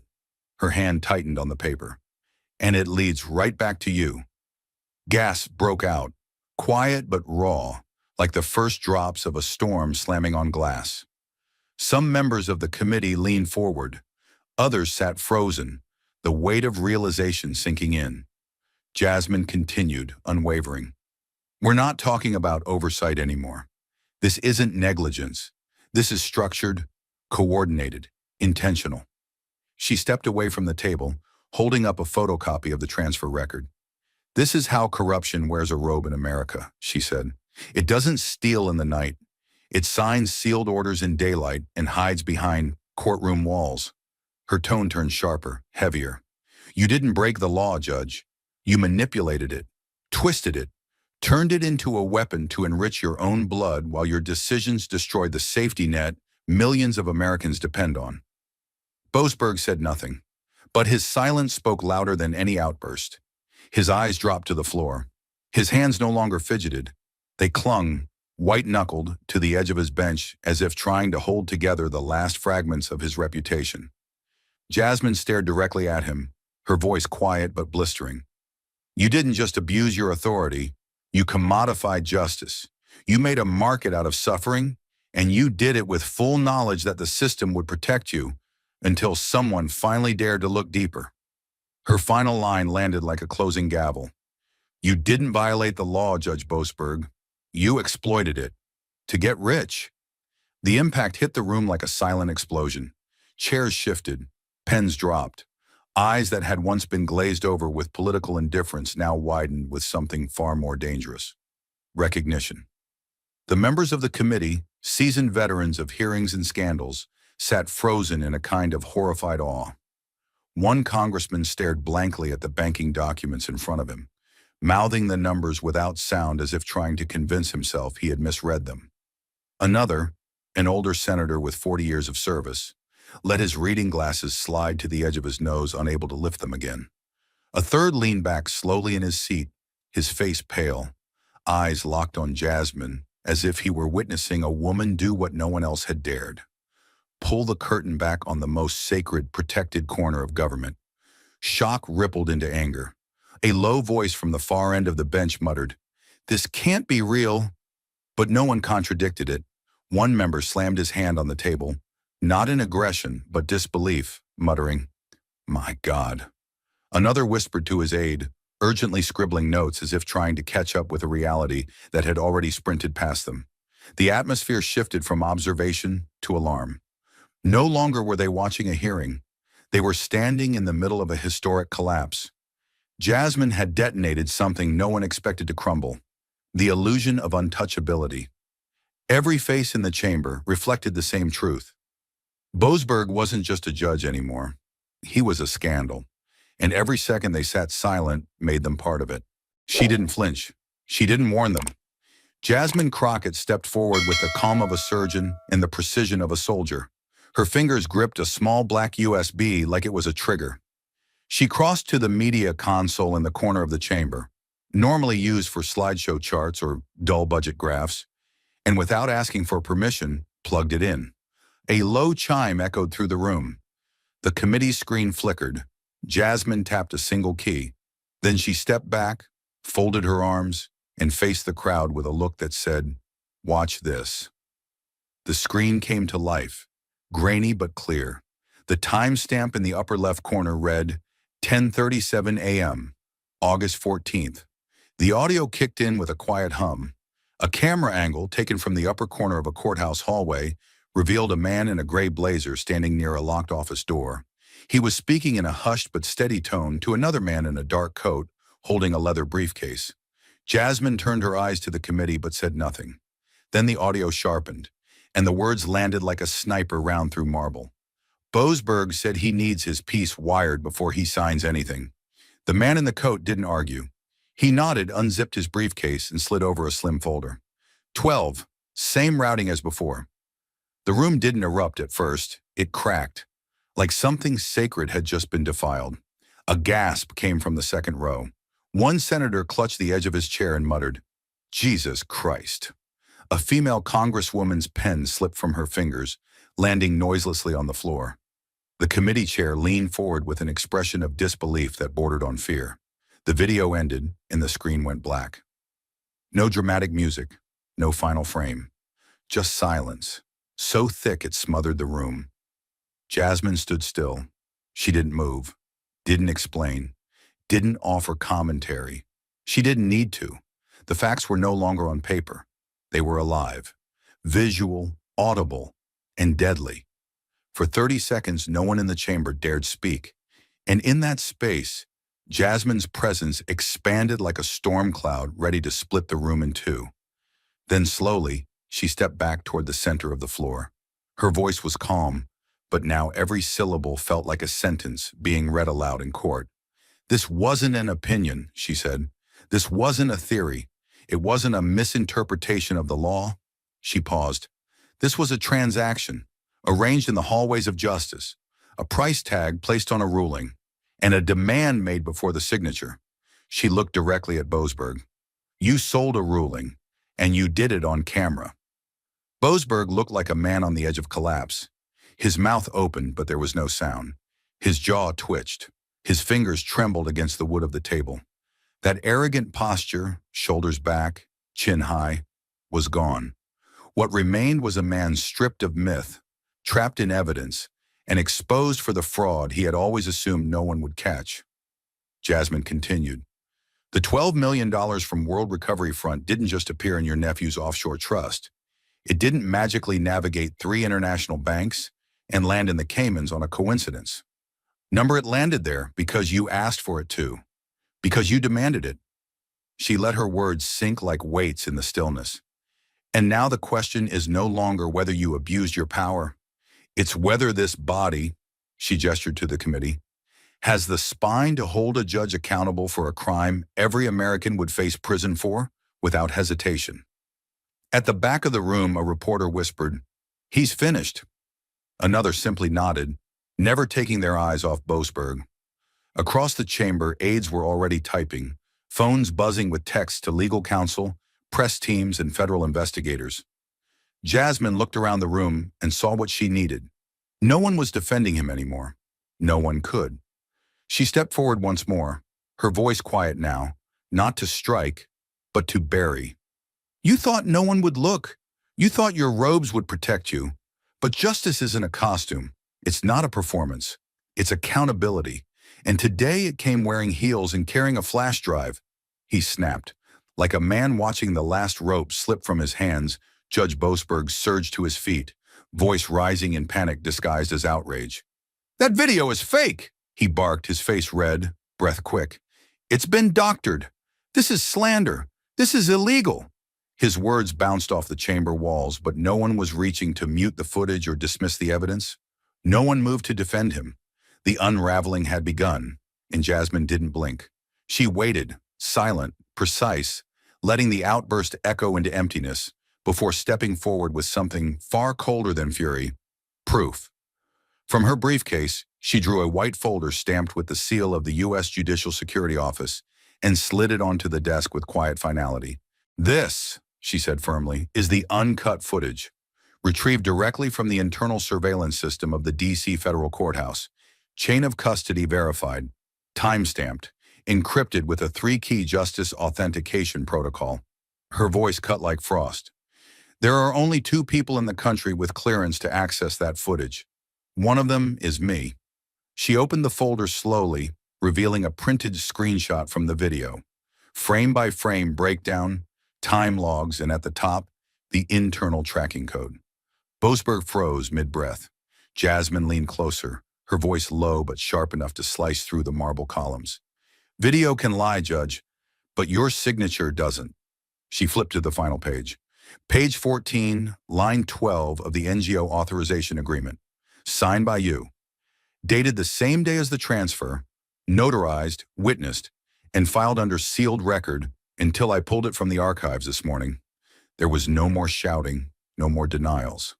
Only the sound of silence, the kind that falls not out of respect, but from the shock of realizing the curtain has been ripped away and there's nothing behind it but guilt. Boasberg sat down slowly, as if gravity had doubled in that moment. His hands, once clenched in righteous indignation, now rested uselessly on the table. The power he once wielded like a weapon had evaporated under the weight of his own signature, his own proof of betrayal. Jasmine turned toward the committee, her voice not triumphant, but solemn. You've seen the footage. You've read the documents. This hearing is no longer about policy. It's about consequence. Then she paused, eyes scanning the chamber one last time. The battle in this room is over, but the war for justice, it's only beginning. Judge James Boasberg tried to stand, but his knees betrayed him. He gripped the edge of the table with both hands, knuckles bone white, arms trembling under the weight of his own disgrace. His face, once flushed with arrogance and authority, had gone ghost pale, drained of all color, as if the blood itself had abandoned him. His lips parted, then shut again, unable to form words. His eyes darted across the chamber, not to find help, but to confirm what he already knew. There was no one left to defend him. The silence in the room was no longer tense. It was surgical, like a scalpel holding the air still as it cut away everything he had built. Jasmine stood tall just feet away, unwavering, unflinching, while Boasberg shook under the spotlight of accountability. The man who once ruled from the bench with unchecked power now stood as a broken figure, shrinking under the weight of truth. Even the robe on his shoulders seemed too heavy, like it no longer belonged to him. And in that moment, he wasn't a judge. He was just a man, cornered and collapsing in slow motion before the eyes of a nation. The silence was suffocating, thick, electric, alive. It hung for only a few seconds, but it felt like the entire room was holding its breath, suspended between what had just been revealed and what had to come next. Then, like a thunderclap tearing through stone, it happened. Mr. Chairman, enough, a voice roared from the far right of the chamber. Representative Alden Graves, silver-haired, steel-spined, former JAG officer turned congressional pitbull, rose to his feet with the fury of a man who had just watched the Constitution set on fire. His chair slammed backward, and every eye snapped to him. The gavel hadn't moved. No one had called on him. He didn't care.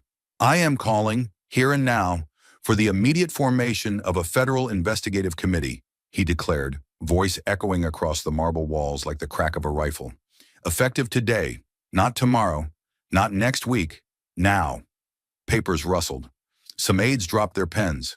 Jasmine didn't move. Her face was still, but inside she knew. The walls were finally closing in. Graves continued, his voice building, hands planted firmly on the table as if he were holding the system itself steady. What we just witnessed is not judicial overreach. It is corruption, engineered, executed, and profited from. This is fraud. This is racketeering, and it happened under the shield of one of the highest offices in the land. He turned toward his colleagues, fire in his eyes. If this chamber fails to act now, if we look the other way, stall for process, bury this under bureaucracy, then we become complicit. Every dollar that was stolen, every American that went unhelped, every ruling sold behind closed doors, we will own it. His voice dropped, lower, but somehow even heavier. This is a test of who we are, not as politicians, but as stewards of a republic. He looked directly at Boasberg, who still sat slumped in disbelief, paling by the second. And I, for one, refuse to serve in a Congress that bows to corruption disguised in black robes. A hush fell again, but it was no longer hesitation. It was transformation. One by one, heads nodded. Eyes met across the room. Democrats, Republicans, independents. Divides that had once seemed permanent vanished in the shadow of something larger. Staffers began moving, not frantically, but with focused urgency. Phones buzzed, laptops opened. A senior aide whispered into a microphone, clipped beneath his collar. Activate legal response protocol. Jasmine still said nothing, but her eyes flickered with a fire that had waited years to be seen. The machine of government, the part that moves slowly, quietly, reluctantly, had finally turned. And now it was rolling forward with the force of accountability in its purest, rawest form. This wasn't just emotion. It wasn't just politics. It was a reckoning. And James Boasberg, pale, trembling, and silent, had just become its first target. She stood there, motionless, not triumphant, not smiling, just still, like a blade held in perfect balance. The chamber, once filled with chatter and disbelief, had gone silent again. Not out of respect, but from the weight of knowing they had all just witnessed something irreversible. Jasmine Crockett looked out across the room, at the men and women who had doubted her, dismissed her, tried to rush her testimony just hours ago. Some of them now sat pale, others trembling, many unable to meet her gaze. But she didn't come here to bask in their silence. She came to explain what that silence had cost. Her voice, when it came, was soft but unshakable. If I hadn't come here today, she began, each word slow, heavy, soaked in the gravity of what she had just unearthed. The money would have vanished, again, quietly, without headlines, without hearings, just like it did last time, just like it did the time before that. She paused, eyes narrowing, not with anger, but with precision. It would have disappeared into the same dark places, the same untraceable shell accounts, the same fake nonprofits, the same hands holding the same briefcases, smiling in the same marble hallways. She stepped forward just once, her heels echoing like gavel strikes on concrete. And you, every one of you, would have called it unfortunate. You would have told the American people it was a policy dispute, a budgeting error, maybe a matter of interpretation. Her tone sharpened. You would have buried it in subcommittees, smothered it in red tape, and waited for the news cycle to move on. The room remained breathless. No one interrupted. No one dared. She looked down at the long wooden table between them, polished, elegant, and in her eyes complicit. If I hadn't been here, she continued, voice quieter now but loaded with force, justice wouldn't just have been delayed. It would have been buried. Her hand pressed lightly against the wood. Buried beneath this very table, the same table where you sign resolutions, the same table where you swear oaths, the same table that has witnessed decades of hearings that never led anywhere.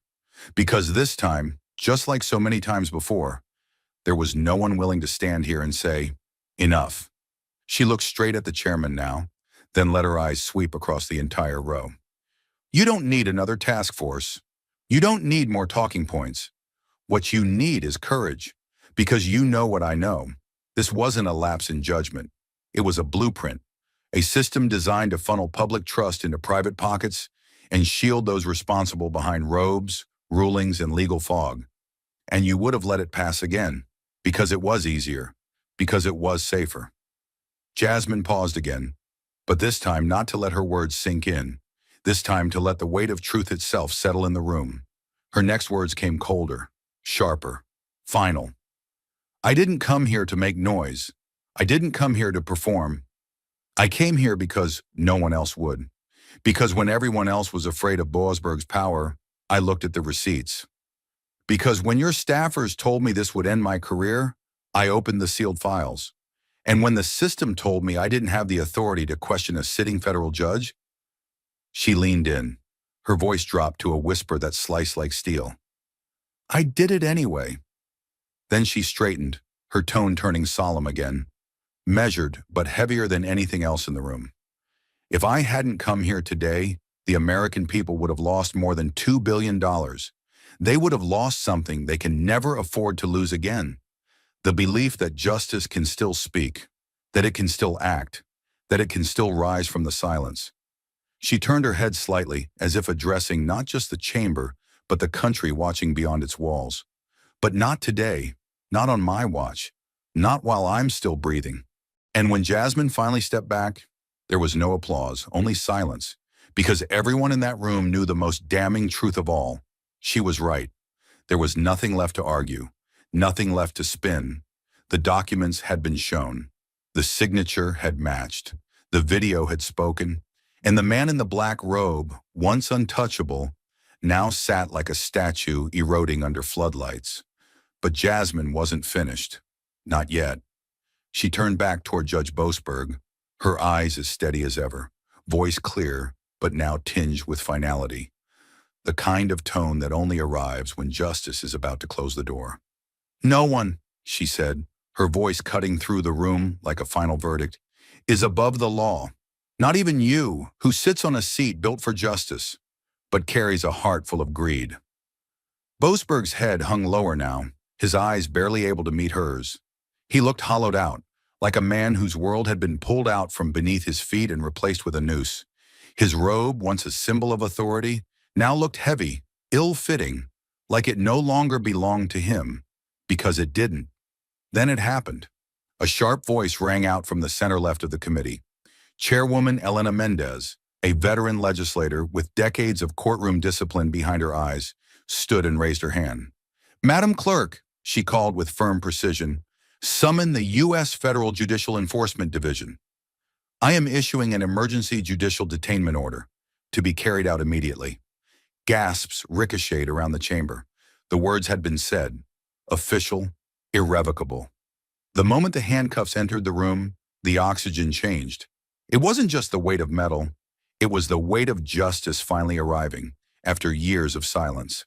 Two U.S. federal judicial enforcement officers moved like shadows with purpose, flanking the aisle as if walking into a battlefield already won. They didn't speak to the cameras. They didn't look at the lawmakers. Their eyes were locked only on one man, Judge James Boasberg. One carried a sealed indictment folder stamped with red initials, HSA/N TC-01, National Threat Classification, Level 1. The other held a digital scanner linked to the DOJ criminal ledger, already activated, awaiting one fingerprint. They weren't here to investigate. They were here to execute a federal order, on live record. Boasberg's shoulders slumped the second he saw them. There was no more fight, no pretense. The man who had once ruled from behind a bench now looked small, not in stature, but in soul. His lips quivered. His hands, once used to deliver verdicts with cold precision, now lay helpless in front of him as the officer approached. A single sentence was read aloud, with the cold authority of law. James Daniel Boasberg, by order of the United States House Judicial Oversight Committee and under Title 18 of the U.S. Code, you are under arrest.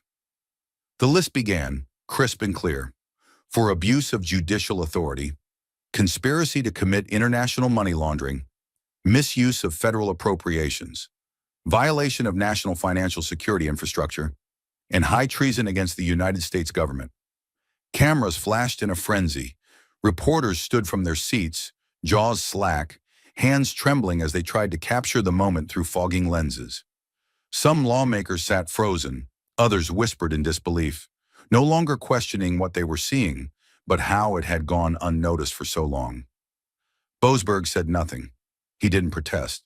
When the cuffs closed around his wrists, his body gave a slight shudder, not from pain, but from the weight of reality finally crashing in. The metallic click echoed like a gunshot in a cathedral.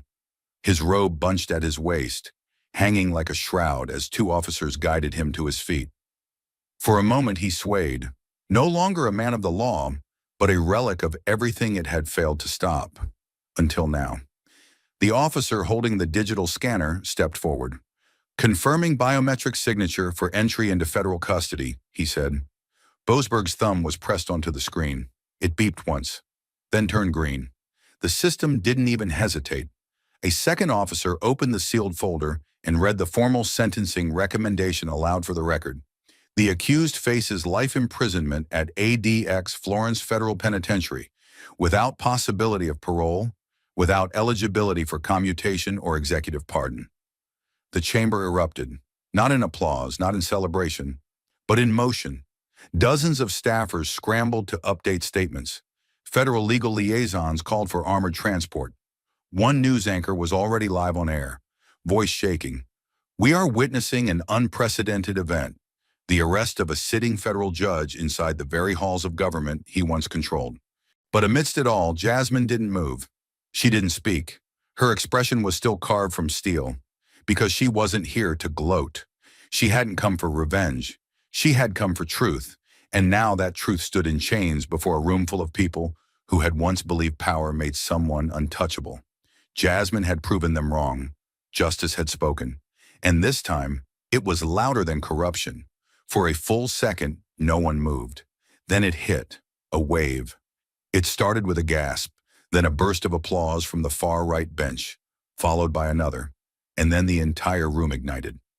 Lawmakers stood, hands crashing together, raw and unscripted. Some pounded the table.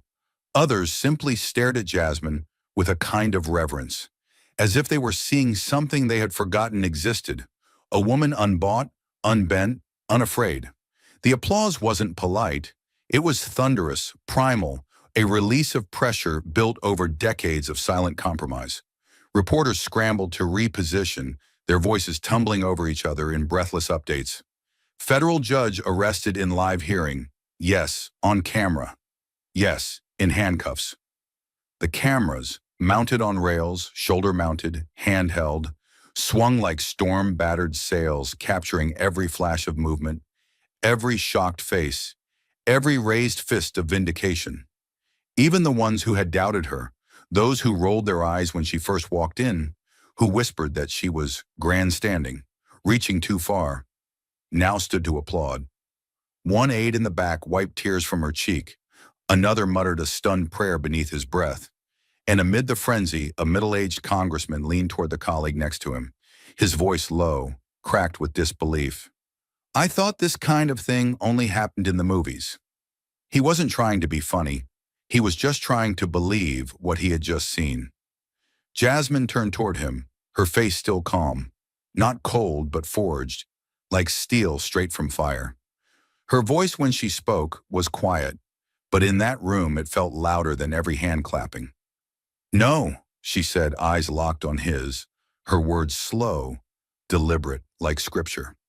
"This is real America, and real America doesn't need perfection. It needs courage. It needs people willing to say no, to money, to power, to darkness, even when it wears a black robe and signs its name in gold ink." The room fell still again, not out of shock this time, but respect. A long, reverent silence followed her words, as if even the noise knew it had to step aside for what had just been said. And in that silence, something shifted. Not just the room, but the institution itself. No longer just a building where questions were asked, but now, for the first time in a long time, a place where truth was answered. Jasmine didn't smile. She didn't cry. She simply stood still, the storm behind her, the future ahead. Because in that moment, everyone understood the same thing. Justice had not only survived the darkness, it had stood up, spoken out, and put handcuffs on it. The gavel never fell, but the nation did. Not into chaos, but into clarity. In the 24 hours after Boasberg was arrested, something rare happened in America. Silence gave way to reckoning. Jasmine Crockett's name wasn't just trending, it was everywhere. Her confrontation in the chamber looped on cable news, talk radio, and front pages coast to coast. Networks didn't cut it into sound bites. They aired her entire speech, raw and uninterrupted. From classrooms to courtrooms, people watched her call out a judge to his face, dismantle his lies with federal code, and then step back while justice, real justice, put on the cuffs. It was the kind of moment America had forgotten it was capable of. And Jasmine, she didn't run from it. She carried it like she had carried everything else. Quietly, deliberately, with fire under the surface. In Chicago, a mural appeared overnight. Jasmine in grayscale, eyes narrowed, the word enough painted in crimson across the bricks. In Birmingham, civil rights veterans gathered at a community center just to re-watch the hearing and cry.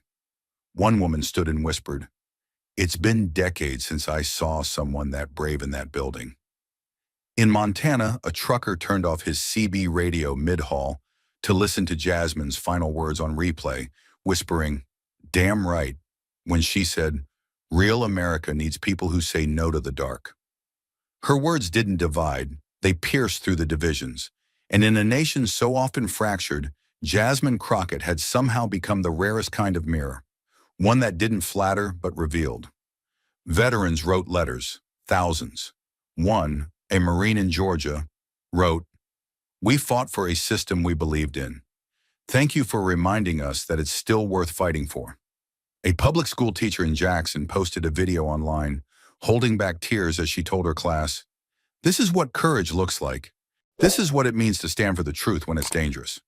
Her students, barely old enough to vote, watched the full hearing on a smartboard.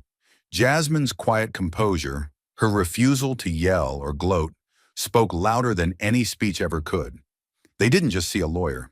They saw a woman who looked like them, black, composed, relentless, and untouchable by fear. Politicians scrambled to catch up. Some tried to co-opt her message. Others scrambled to distance themselves from Boasberg. But Jasmine, she didn't tour the networks. She didn't sell a book deal. She refused interviews for the first week. "Let the evidence speak," she said when asked. "My job was to expose the lie. Now it's their job to fix the system."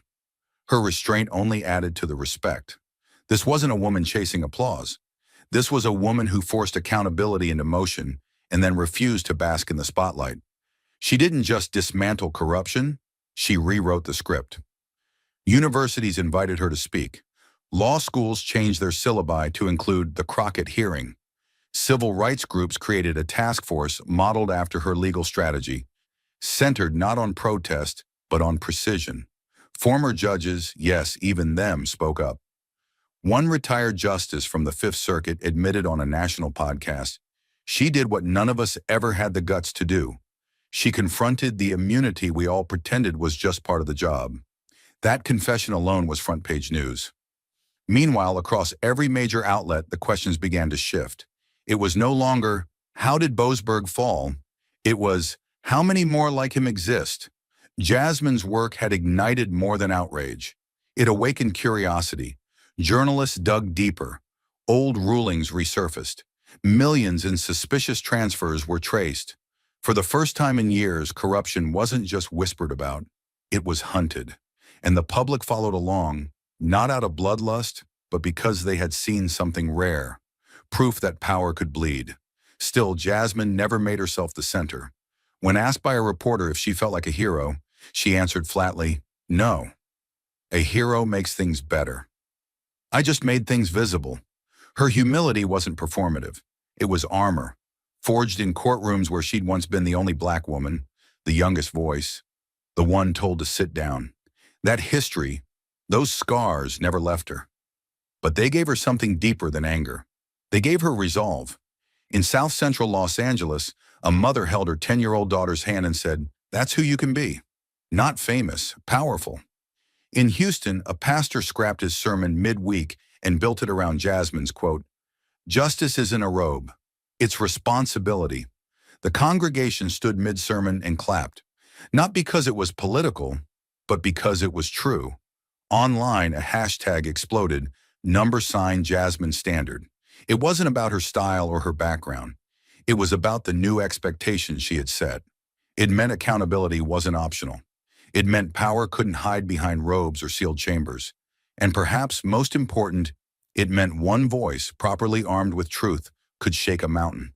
Not everyone praised her. Some called her too aggressive. Some whispered that she had disrespected the judiciary. But those voices didn't last. The facts were too loud, the footage too undeniable, and Jasmine's composure too strong to dismantle with spin. 1 week after the arrest, a conservative judge, normally silent on political matters, wrote an op-ed entitled, "Courage Looks Like Jasmine." It read, "She held the system to its own standards." She didn't demand more. She demanded exactly what the Constitution promises. And that scared people more than any speech ever could. In Washington, the Capitol was different now. Staffers whispered about the Crockett effect. Senior aides updated protocol for judicial review hearings. One senator pushed a bipartisan bill, the Federal Transparency and Ethics Act, nicknamed Jasmine's Law. It called for mandatory audits of judicial financials, a citizen oversight board, and the revocation of lifetime immunity for justices caught in active corruption. It didn't just get traction, it got votes. Yet amid all this, Jasmine stayed where she had always been, close to the ground, not in the sky. She walked to work. She declined security detail. "I'm not above the people I serve," she said. "If I ever act like I am, you'll know I've become what I fought." It wasn't a quote for effect, it was her code.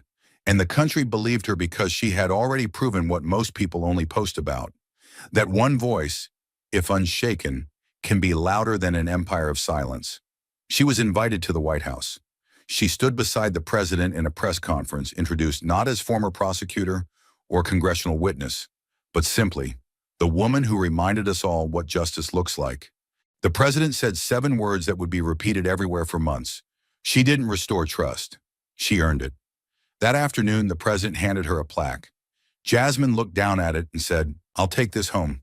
But what I really want is for every young lawyer out there, every black girl in law school, to know they can do this too, that they don't have to wait to be invited to fight for justice.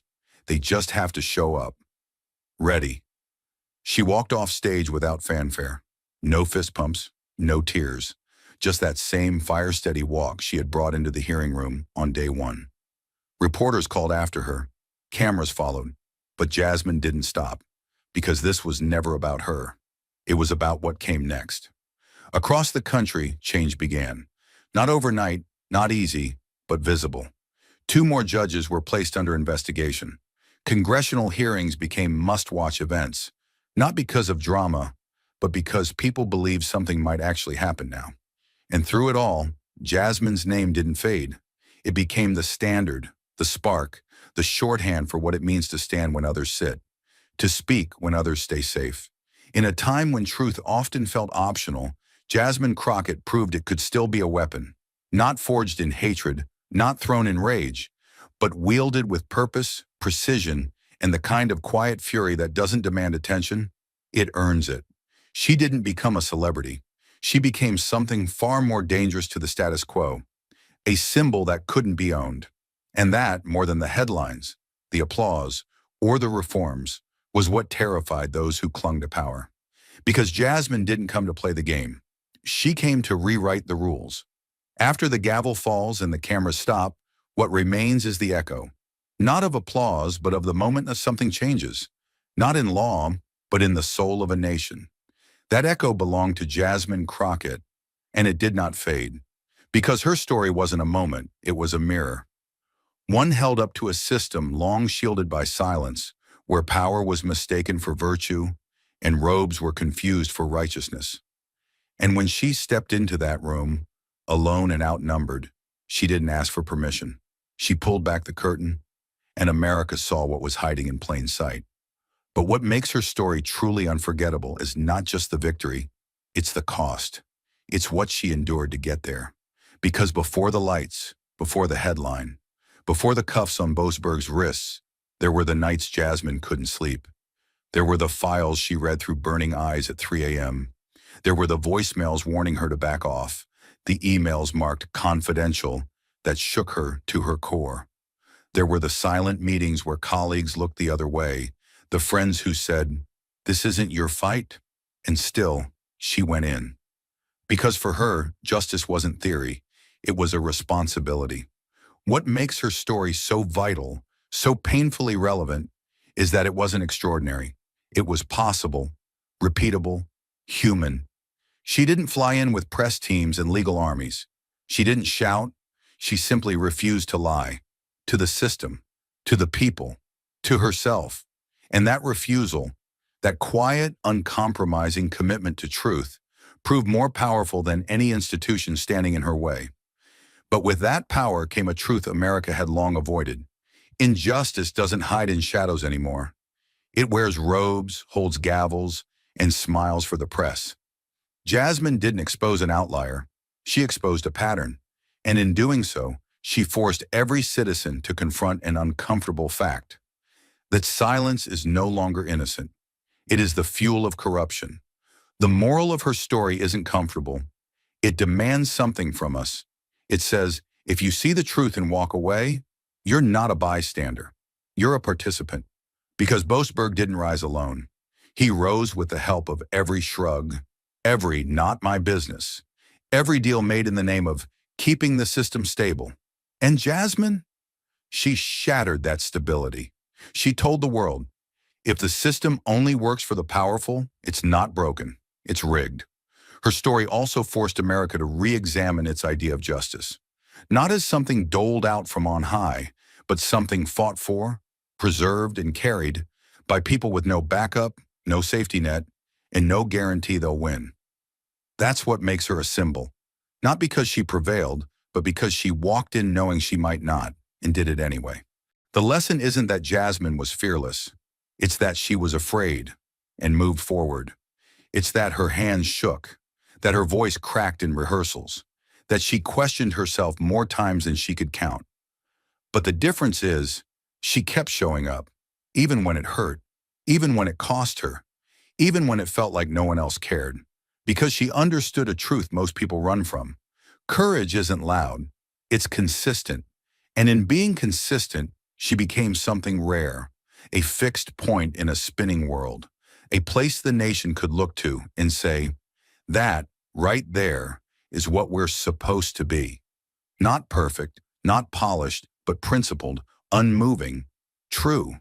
The impact, it didn't stop at the courtroom steps. It moved outward, like a shockwave. Veterans who once believed they'd been forgotten wrote letters again. Students who once felt politics was hopeless started registering to vote. Whistleblowers inspired by her example began stepping forward.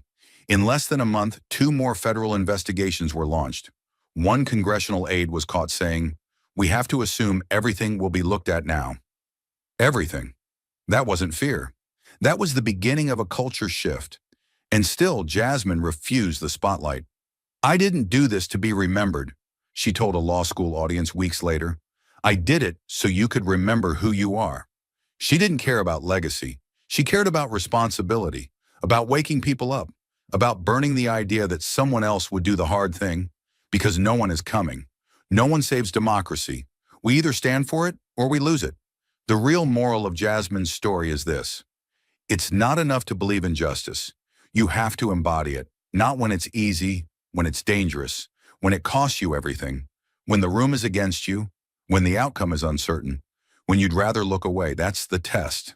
That's where real character is revealed. Not in crisis, but in your willingness to enter it anyway. And what she taught us, what she forced the country to remember, is that you don't have to have all the answers. You don't have to be perfect. You just have to be present, relentless, and unwilling to betray the truth. Her story is not about takedown, it's about restoration, not revenge, responsibility. And her quiet revolution, the one where she walked into that chamber and rewrote the ending, showed us that accountability is not a dream. It's a decision, it's not easy, it's not quick, it's not guaranteed, but it is possible. And perhaps most powerfully, it's contagious. Because now, thanks to Jasmine Crockett, thousands of others are rising, some in courtrooms, some in classrooms, some at kitchen tables asking harder questions, some in boardrooms refusing to sign the check. Her fire didn't fade, it spread, not as chaos, but as clarity. And that clarity, that relentless belief that justice must bend toward truth, is the legacy no scandal can erase. This is the human lesson, that justice isn't just an ideal. It's a fight, a decision, a refusal, a choice made daily, not by perfect people, but by principled ones. And Jasmine Crockett, she didn't just make that choice once. She made it again, and again, and again, until the world could no longer ignore it. You've watched the fall of power. You've seen what happens when one woman walks alone into a chamber of silence and dares to say what everyone else is afraid to whisper. You've seen robes shaken. You've seen justice drag itself up from the dirt and finally speak. But if you think this story ends here, if you think Jasmine Crockett's stand was the last stand, then you've missed the point entirely. This isn't the end. It's the opening shot, the warning flare, the line in the sand. Because Jasmine didn't win so we could sit back. She won so we could stand up. So now the question is no longer, what did she do? The question is, what will you do now? Will you let her voice be the only one? Will you let the next Boasberg rise because it's not your courtroom?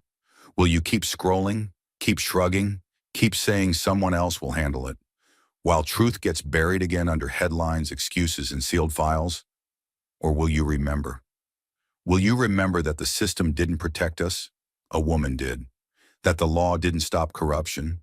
Someone brave enough to use it did. That nothing changes unless someone decides to make it impossible to look away.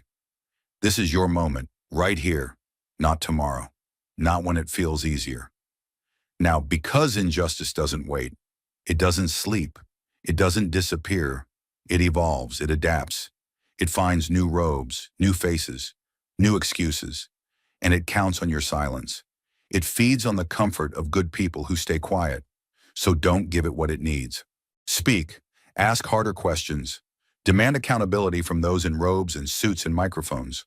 Look into budgets, follow the money, show up at hearings, vote like the system is real, and then demand that it becomes real. Tell your children the truth. Teach them what Jasmine showed us, that justice isn't handed out. It's claimed, it's bled for, and it only survives if we're willing to defend it, even when it's inconvenient, even when it's lonely, even when it hurts. Start where you are, with what you have, in your office, in your school board, in your city council, at your dinner table. Stand up when the moment comes, because it will. It always does. And when it does, remember Jasmine.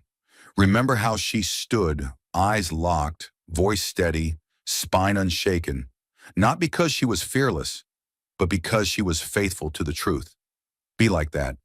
Be inconvenient to corruption. Be disruptive to silence. Be unbearable to those who think the system exists to protect them, not serve you. Because you don't have to be famous. You don't have to be wealthy. You don't have to be perfect. You just have to be unwilling to look away when justice is under attack. If one voice can do what Jasmine did, what could 10 do? 100? What could a nation of people finally paying attention accomplish? The answer is terrifying to those in power, which is exactly why you must begin. This is not a story. It's a signal, a call not to watch, but to act, not to admire, but to imitate. So here it is, the moment, the echo. Will you be silent or will you rise?